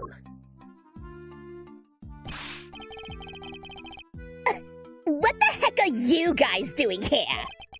You're the last thing I need. This is my scene, you hear? Mr. Edgeworth, it seems I have failed in my duty yet again. I pray one day to make you see that your presence is not required at every crime scene. Oh, well, I mean, we are the one moving the plot forward. And that co-opting the good detective for your own ends is neither right nor good. I will have to give some... Justice would have me judge you. You got it all wrong! It was me who asked Mr. Edgeworth to help, not the other way around! It was? Well then, you know what that means, Detective Flatfoot. You mean... Exactly. Your salary check is taking a hit. Bet you're looking forward to payday now. I always wanted to say that. Oh man, getting a wage cut from you of all people. Not so fast, Mr. Winner. I was simply assisting with the police's investigation, as a witness and a bystander. Detective Gumshoe is entirely in the right. Oh, he is, huh? So you're saying I should give him a bonus instead? That's not what I'm saying at all. Hey, I wouldn't mind a little salary bump. Your compassion and generosity are truly heartwarming, Eustace. But we must take into account past transgressions when making judgments that concern the future. And I hereby judge Mr. Edgeworth and his associates unfit to tread the hallowed ground of this scene. What? But we only just got here! The goddess of justice has conferred her blessing on Eustace, and Eustace alone. By which you mean, this is Mr. Winner's case. That's exactly what she meant. It's time for the warm-up act to get off the stage. After all, I solved this one already. I have a suspect lined up and everything. What did you say? A suspect already? Who? Who else but your artist friend over there? Oh boy, here we go. Huh? Me? Me? What's going on, Edgy? Your guess is as good as mine. I can't even begin to imagine how the boy's mind works. Unsurprising that you lack the attitude to understand the winning mindset. Lack the attitude? Something tells me he doesn't know the real winning turn of phrase. Well put, Eustace. Mr. Edgeworth does indeed lack a certain aptitude. Yeah, exactly. Where's your aptitude, smart guy? Wow, he is totally shameless.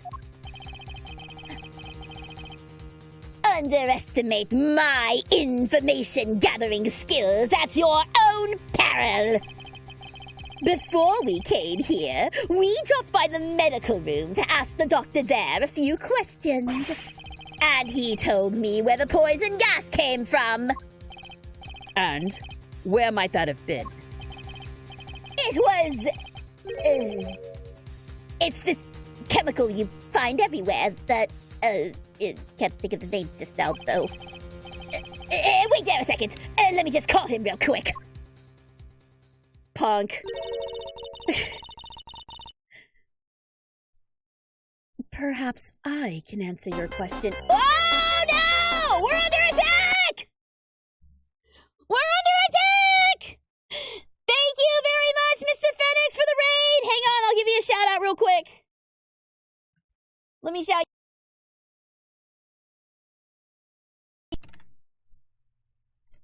If I can, there we go. Hello again! Hello, hello! And hello, Raiders! My name is Super Geek Girl, aka Ariel Graham. I am a voice actress with Crunchyroll. Right now, you guys can hear me as Karade Ida in the 100 Girlfriends Who Really, Really, Really, Really, Really Love You. Along with Julie in Mushoku Tensei, Samidari Asahina in Lucifer and the Biscuit Hammer, Tia in Overlord, and a bunch of other animes. So welcome, Danganronpa fans! You guys are more than welcome here. I'm a big fan of both Danganronpa and Ace Attorney. So, right now, we are playing Ace Attorney Investigations. We are investigating a case that our father was not able to finish, because he died. But it's being usurped by a little punk and this judge who belongs in a Dark Souls game and not in an Ace Attorney game. And I'm voice acting the whole thing, so please feel free to stick around. I just played the Kill Cure prologue, if you've heard of it. I think you might like it. Oh, I have heard of that. I have heard of that DR fan game. That's awesome. I hope you're enjoying it. There are, like, a bunch of Danganronpa fan games that I need to check out, but, Kill Cure looks pretty cool, so, I may take a look at it later on. But for now, figure out who killed that man in chocolate. Yes, exactly. Let's find out. Perhaps I can answer your question while Eustace is on the telephone.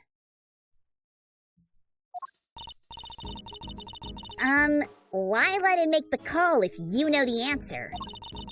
The gas was created by mixing two specific chemicals, ubiquium and asphyxion. Those are not real!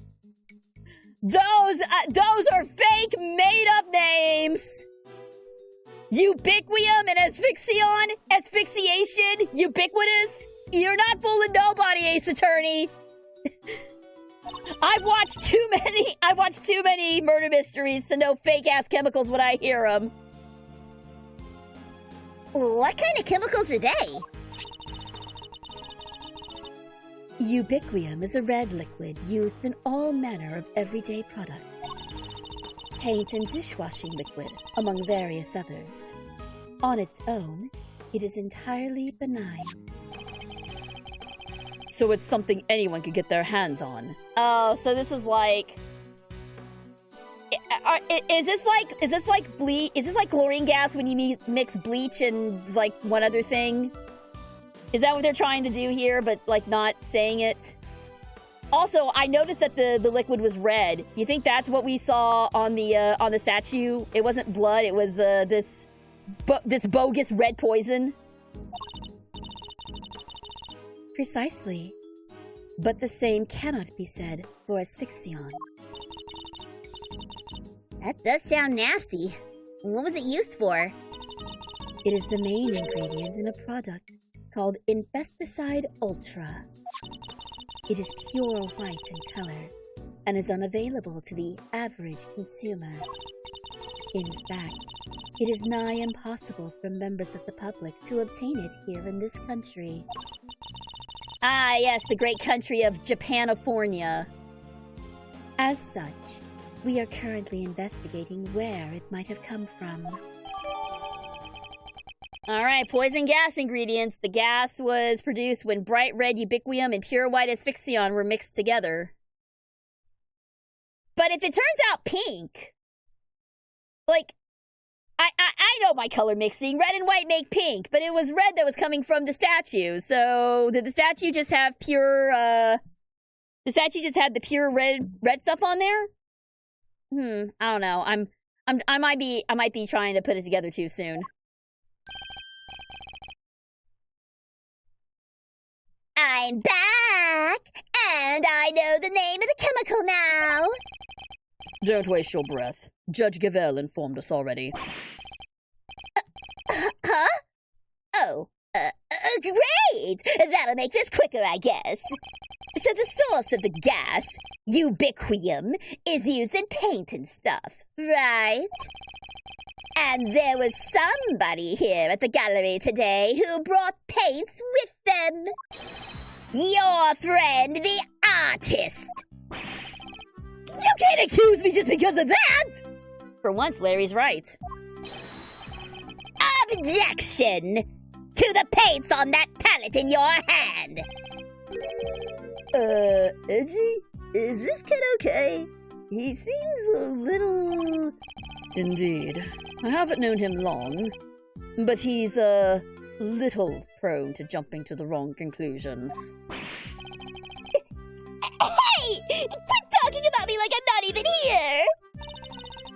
Ignore them, Eustace. They're simply intimidated by you, nothing more.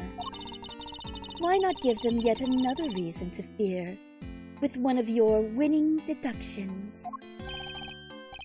Winning? Yeah! Good idea! Get a load of this, losers! Oh, brother. Here we go again.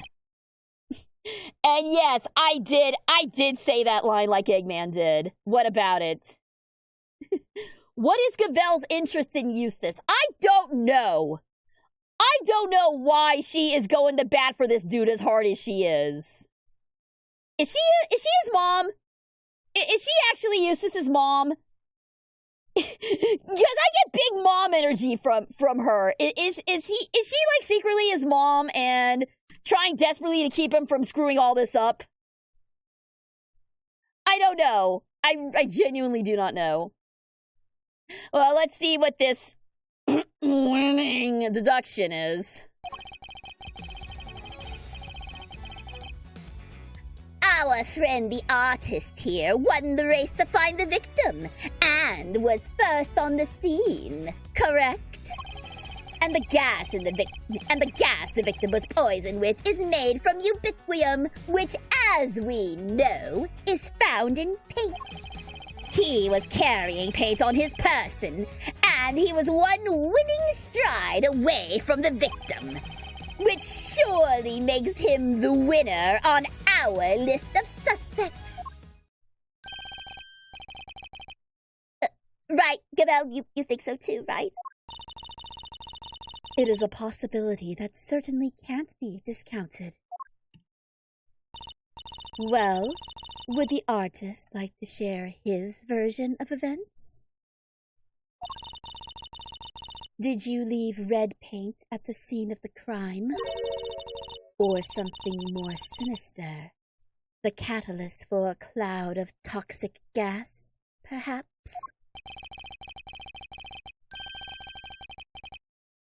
Oh, he's gonna try and mac on Gavel, isn't he?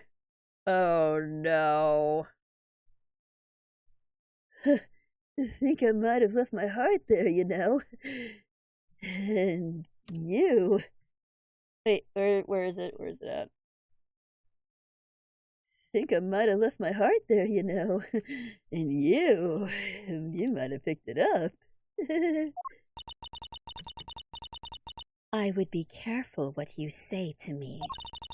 My gavel is already primed to deliver a guilty verdict. Objection! Ignore him, please, Your Honor. It's for the best. Objection!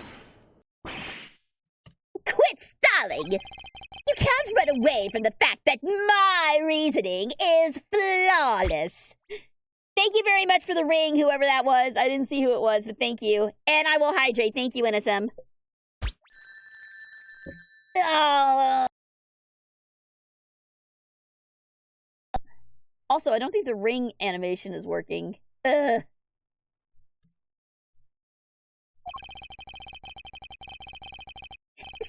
admit defeat and crawl on out of here with your tails between your legs, because I win!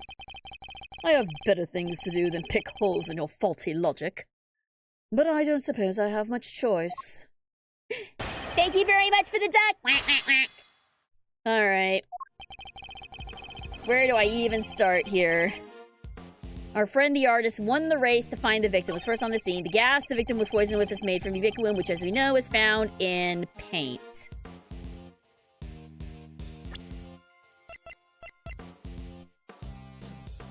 It wasn't... It was in paint, but... It was just pure ubiquitous that made it. It wasn't paint, right?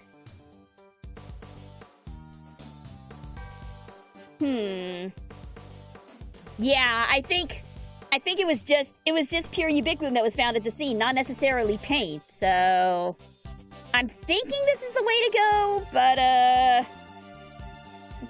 well, if I've got a full health bar, we'll see if I'm right. Objection! Objection!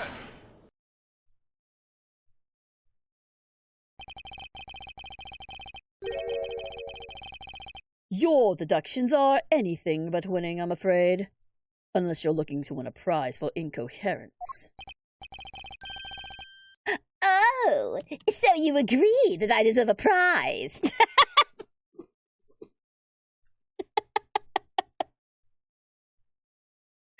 You absolute dumbass. What you deserve is to be set right. Is that right with a W? No, it's not. Never mind. The gas came from within the case containing the sculpture of Pisces. It did. And it was created by the artist guy. With the red paint that we know is full of ubiquitous. Allow me to offer you a bit of advice. One prosecutor to another. It always helps to listen carefully to others. The gas is created when ubiquitous is mixed with another substance, asphyxiant. Paint containing ubiquitous alone wouldn't create any kind of gas at all.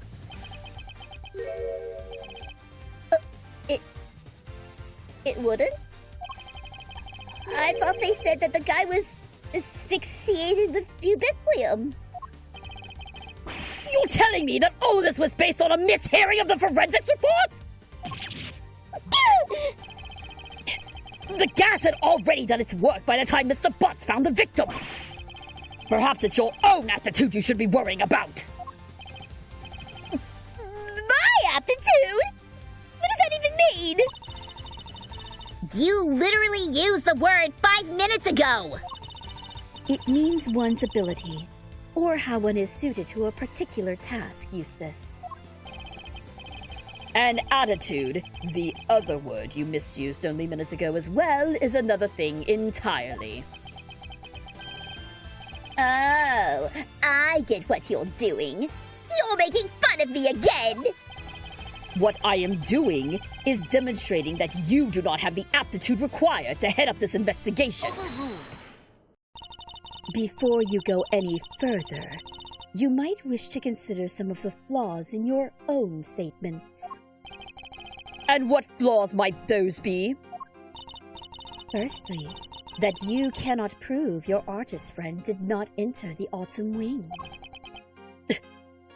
That's...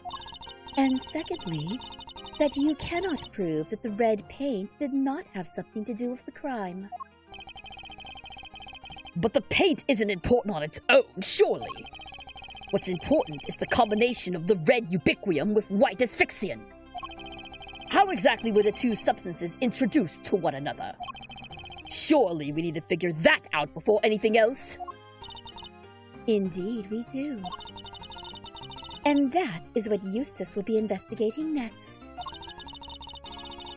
Or what he would already be investigating had you not been here making needless trouble.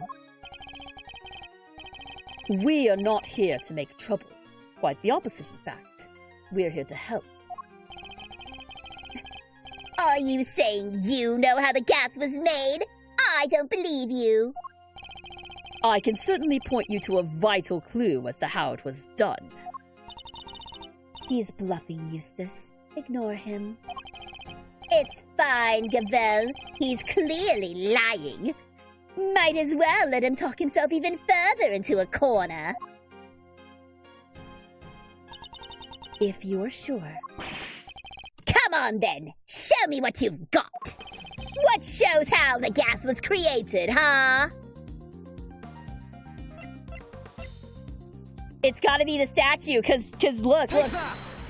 There's a speck of pink. Right? There was pink on the bottom, and pink is what was made when the two combined. So I think I got it. You're saying this somehow shows us how the chemicals were mixed to make the poison gas? That's exactly what I'm saying, yes. Thank you for noticing. Well, they do say I have a good eye. The red tears Mr. Butt saw, that was the ubiquium. Okay, so it was the ubiquium. I was really hoping that it was blood and someone died inside the statue and was bleeding. I was hoping that was going to be the case, but oh well. It was much easier. Wait a second! You're saying the statue cried the stuff out? Right, so I'll call it some kind of an evil spirit? How much time are we going to have to waste talking him through this step by step? As long as the game demands, Miles. The red tears alone would not have been enough to create the gas. They must have mixed with something else inside of that case. What? And what evidence do you have that that's what happened? The evidence is right there in the sketch I just showed you. I need to point out the part that shows that the two liquids had mixed together. It's gotta be the pink stain! Take that! Boom! Observe the pool of pink liquid behind the Pisces statue's glass case.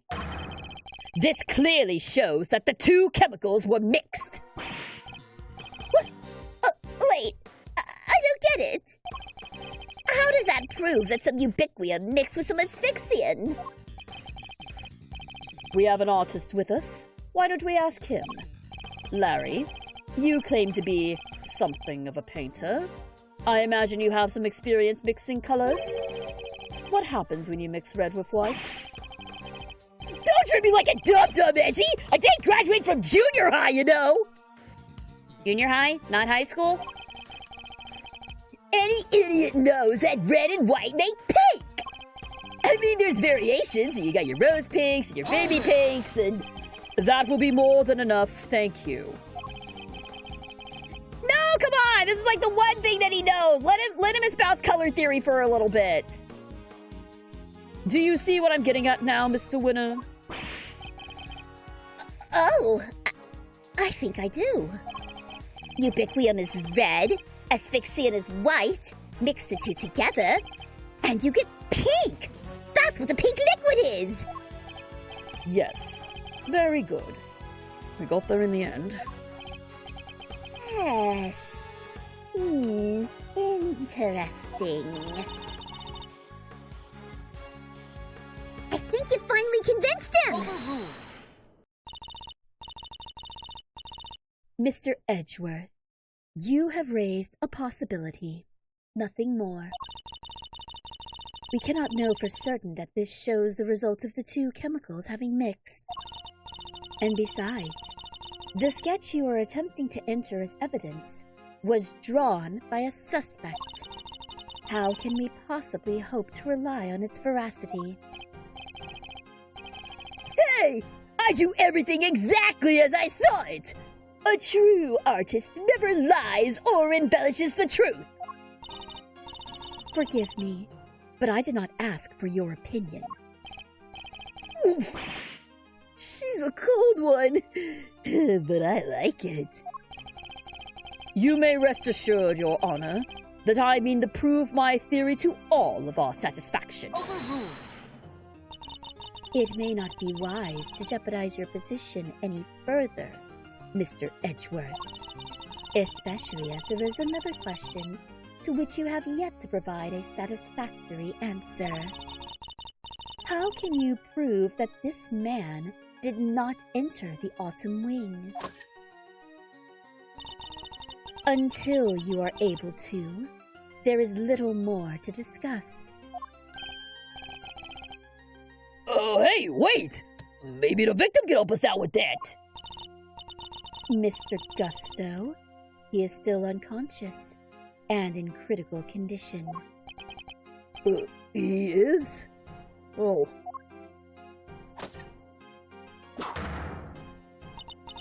Now, if you don't mind, Eustace needs to carry out his own investigation of this area. If you would be so kind as to leave him in peace. Who said hold it?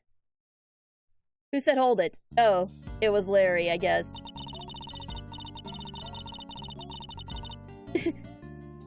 Hold it! I think that's how Larry would say it.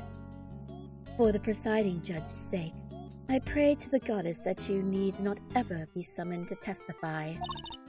Now then, is there something you wish to say? Mr. Artist? If you could just hold that pose for a minute there, Miss Ice Queen. I am Justice Verity Gavel, and I would be grateful if you would dispense with the childish epithets. Oh, finally, she tells me your name. Nice to meet you, Verity. Name's Laurice Donham, but you can call me Laurice. If you could stop wasting the court's time, Mr. Donham. Oh, yeah. Sorry. It's just, there's something I forgot to mention. The door was locked.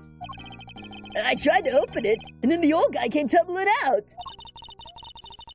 It does appear that the door can be unlocked from the inside. However, as you claim, without proof, your statement carries little weight, I'm afraid. Objection! Well, as it happens, I can back our pal here up on that. What? Yep, we tried to come in here too, but it's just like the guy said. It was locked up tight. Ain't that so, Malzarino? It is. I distinctly remember how it went. So, Winter Wing, Winter Wing. Huh? I don't believe it. It's locked. The gallery's open for biz, but the Winter Wonder Wing's off limit? What gives? Prior to the incident with the gas, it was not possible to enter this room from the outside. And what is it to say that your suspicious friend was not in here with the victim the entire time? Objection! Ew, I'm running out of breath. The fact Search him for a gas mask if you like. I doubt you'll find one. I see. Then I suppose we will have to take you at your collective word. That was a little too easy. Well, Judge Gavel, do you accept that Mr. Butts is no longer a viable suspect? And that once again, Mr. Winner's deductions have fallen short of the mark? What are you talking about? I just need some more information, that's all. You can't blame a guy for being a little hasty with his deductions. You know, it's not cool for a prosecutor to be saying stuff like that, right? Very well. Then perhaps we should call our next suspect. Mr. Donham, you may step down from the stand. Huh? Go, you mean? But I was enjoying our time together, Verity. Let me stick around, please. Overruled. Show no mercy. Squish my heart into a goopy mush. I love it! Oh my god. Great. And now he's a masochist too. As if we needed more things to add to his awful traits list. Who exactly is this next suspect? The pharmacist, Felicia Scone. Your artist friend may have struggled to lay his hands on a bottle of Infesticide Ultra. But someone in her line of work would surely have a better idea of where such a thing may be acquired. It's a pesticide! Why would a pharmacist know where pesticides are? Unless she's in a ghetto-ass pharmacy that has a bug problem. The court hereby calls for a 10-minute recess. Eustace, we will go and fetch the suspect. Your winning smile will bring her running, I'm sure. My winning... of course! Gavel, let's go get her at once. Hey, Detective Flatfoot!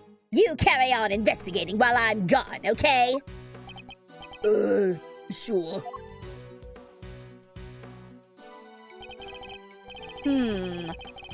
Is it possible? Could Judge Gavel have suspected Miss Scone from the start? Now that you mention it, she wasn't helping Mr. Winner like she usually does, huh? What exactly is your angle here, Judge Gavel? That's a good question. And that is a question that will wait until next time.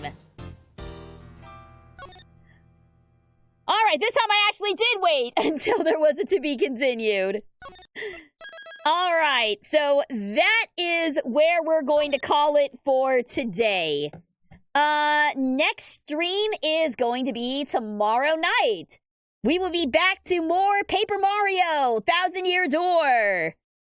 Getting Chapter 7 underway proper. Also, I will try to do a live react to the Nintendo Switch 2 Direct. No promises, like I said, this week's going to be very busy for me. But I will try to work it into the schedule, along with Elden Ring and more Gay Lawyer Sunday. Schedule will be coming out tomorrow, so be sure and check my socials for that. Thanks again, Mr. Phoenix, for the raid, and thanks everybody for tuning in. For now, this is Super Geek Girl, signing off. Stay super, everybody, and I will catch you guys tomorrow. So long!